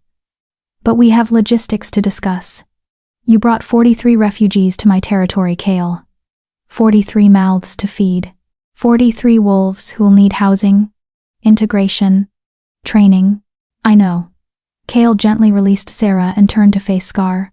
And I'm not asking you to take them all permanently. I'm asking for temporary sanctuary while I figure out next steps. And those next steps are? Building a new pack. Morning Ridge too, if you will. Kale's voice was steady. These wolves need a home. I need a purpose beyond just surviving. And the world needs packs that are prepared for what's coming because Genesis Project had 3 other facilities. This isn't over. Scar studied him for a long moment, then turned to the assembled wolves. Show of hands, how many of you can fight? About half the wolves raised their hands. How many have specialized skills, healing, scouting, strategy? Another dozen hands went up. And how many of you are just dead weight who'll drain resources? Silence. Even the weakest wolves looked offended at the suggestion. Scar's lips quirked.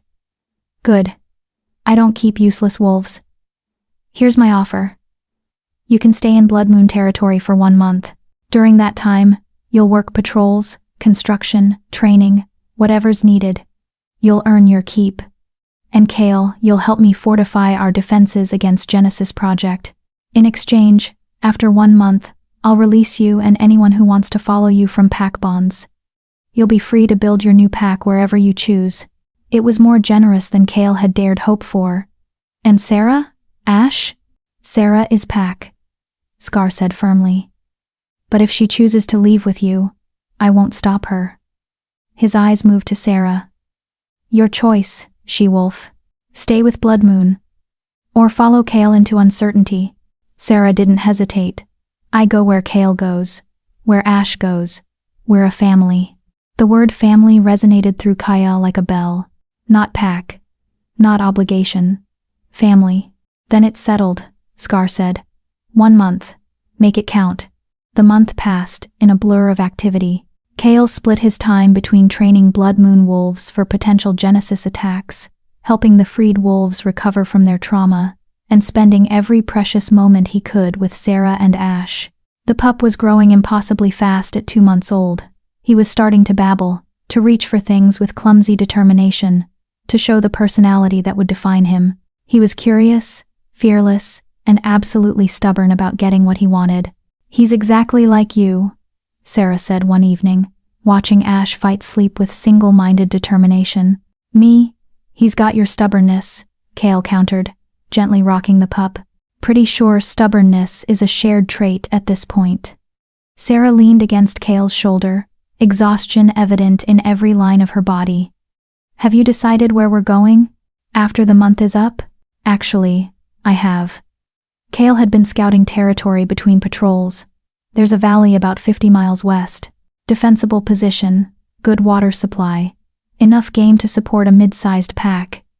It's unclaimed territory, neutral ground. How big are you thinking? The 43 survivors who want to come, plus us. Maybe 50 wolves total to start. Kale's eyes were distant, planning. We'll build slowly, carefully. Focus on wolves who've survived trauma, who need a second chance. Make Morning Ridge's legacy about resilience instead of tragedy. Morning Ridge Doi. Sarah murmured. I like it. I was thinking of a different name, actually. Kale looked down at Ash, finally sleeping in his arms. Phoenix Pack. Because we rose from the ashes. Because we refused to stay dead. Sarah's eyes filled with tears. That's perfect. And I want you to be my beta. Kale continued. Co-leader. Equal partner. We build this together. Kale, I don't have leadership experience. You survived alone for 2 years. You saved Ash's life. You've helped dozens of traumatized wolves heal during this month. You're exactly what a beta should be: strong, compassionate, and unwilling to let anyone fall through the cracks. Kale met her eyes. I trust you, Sarah. With my life. With Ash's life. With our pack's future. Will you do this with me? Sarah was quiet for so long Kale thought she'd refuse. Then, yes, as your beta, as your partner, as, she hesitated, vulnerable, as whatever else you want me to be. Kale shifted Ash to one arm, using his free hand to tilt Sarah's face up. How about mate? Would that work? Her breath caught. Kale, I love you, he said simply. I don't know when it happened. Maybe when you appeared in the forest offering to save Ash. Maybe when you jumped that ravine trusting me to catch you. Maybe when you chose to follow me into uncertainty instead of staying safe. But I love you, Sarah. And I want to build this life with you, if you'll have me. Sarah kissed him deep and fierce, and full of everything they'd survived together. Yes, she whispered against his lips. To all of it. Mate, partner, family, yes. Ash chose that moment to wake up and start crying, completely ruining the romantic moment. Both Kale and Sarah laughed, the sound full of joy and exasperation and love. Welcome to parenthood, Sarah said, taking Ash to feed him. Where every moment is interrupted. I wouldn't have it any other way, Kale replied, meaning it absolutely. The month ended on a clear spring morning. 43 survivors stood at Blood Moon's gates, packs loaded, ready to follow Kale to Phoenix Pack's new territory. Mira stood at the front. Kale's sister, his second, the wolf who'd survived hell and come back stronger. Scar approached with the formal release papers, documents that would free them from pack bonds, make them autonomous. You're sure about this? Scar asked. Building from nothing is harder than joining an established pack. I've done it before, Kale replied. And this time, I know what mistakes to avoid. Fair enough. Scar handed over the papers, then offered his hand. You're a good alpha, Kale. Phoenix Pack is lucky to have you. Thank you. For everything. For taking us in. For giving us time to heal. Don't thank me yet. Genesis Project is still out there. 3 more facilities. Hundreds more prisoners. They're going to come for revenge. Let them come, Kale said calmly. We'll be ready. Scar grinned, fierce and approving. I believe you will. Elena appeared with Ash, now 3 months old, healthy and thriving, and handed him to Sarah. Take care of him, Elena said, her eyes wet. And visit sometimes. I'll miss the little troublemaker. We will, Sarah promised. Thank you for everything. Then it was time to go. Kale shifted into wolf form, massive and silver, alpha power radiating from every line of his body. Beside him, Sarah shifted smaller but no less fierce. And between them, carefully secured in a specially designed carrier, Ash made happy baby noises, completely unaware he was part of history in the making. The Phoenix Pack, all 45 wolves, set out toward their new home, toward the future they'd build together, toward hope. Epilogue. Emma 1. 6 months later, the Phoenix Pack territory was thriving. 57 wolves now called the Valley home, the original survivors plus 12 wolves who'd heard about the pack and sought refuge. The dens were comfortable, the defenses solid, the community strong. Kale stood on a high ridge overlooking the valley. Sarah beside him, watching the pack go about their evening routines. Below, Ash, now 9 months old and impossibly mobile, was being supervised by Mira as he toddled around, exploring everything with fearless curiosity. He shifted yesterday, Sarah said quietly. Just for a second. I was watching, and suddenly there was a tiny wolf pup where my baby had been. Then he shifted back and started crying because it startled him. Kale smiled. He's going to be strong, like his mother. Alara would be proud. She would be, and so would Luna. Kale pulled Sarah close. You're an incredible mother, Sarah, to Ash, to every wolf in this pack who needs guidance. We're doing it together, Sarah corrected. That's what makes it work. Below them, a howl rose, not alarm, but celebration. Another survivor had arrived, a wolf who'd escaped from one of the other Genesis facilities. The network was growing. Word was spreading. Phoenix Pack had become a beacon for wolves who'd survived the impossible. They're going to keep coming, Sarah observed. Every wolf who escapes, every pack that falls, they'll come here looking for hope. Good, Kale said. Let them come. We'll never turn away a wolf who needs help. Even if it means we grow too large, Become a target? We're already a target. Genesis Project knows we exist. Knows we destroyed their northern facility. We're on their list. Kale's expression was calm but determined. So we get stronger. We prepare. We build something they can't destroy. And if they come, then we fight, together, as a pack, as a family. Kale turned to face Sarah, cupping her face in his hands. I failed Morning Ridge. I won't fail Phoenix Pack. I won't fail you or Ash, or any wolf who trusts me with their safety. You didn't fail, Morning Ridge, Sarah said fiercely. You survived. You saved Ash. You freed 43 prisoners. You built something beautiful from ashes and grief. That's not failure, Kale. That's triumph. Below, Ash's delighted laugh echoed up the ridge, pure joy, unmarred by the trauma that had defined his first days of life. Listen to that, Sarah whispered. That's what we're fighting for. The right for pups to grow up laughing instead of afraid. Then that's what they'll have, Kale promised. No matter what it takes.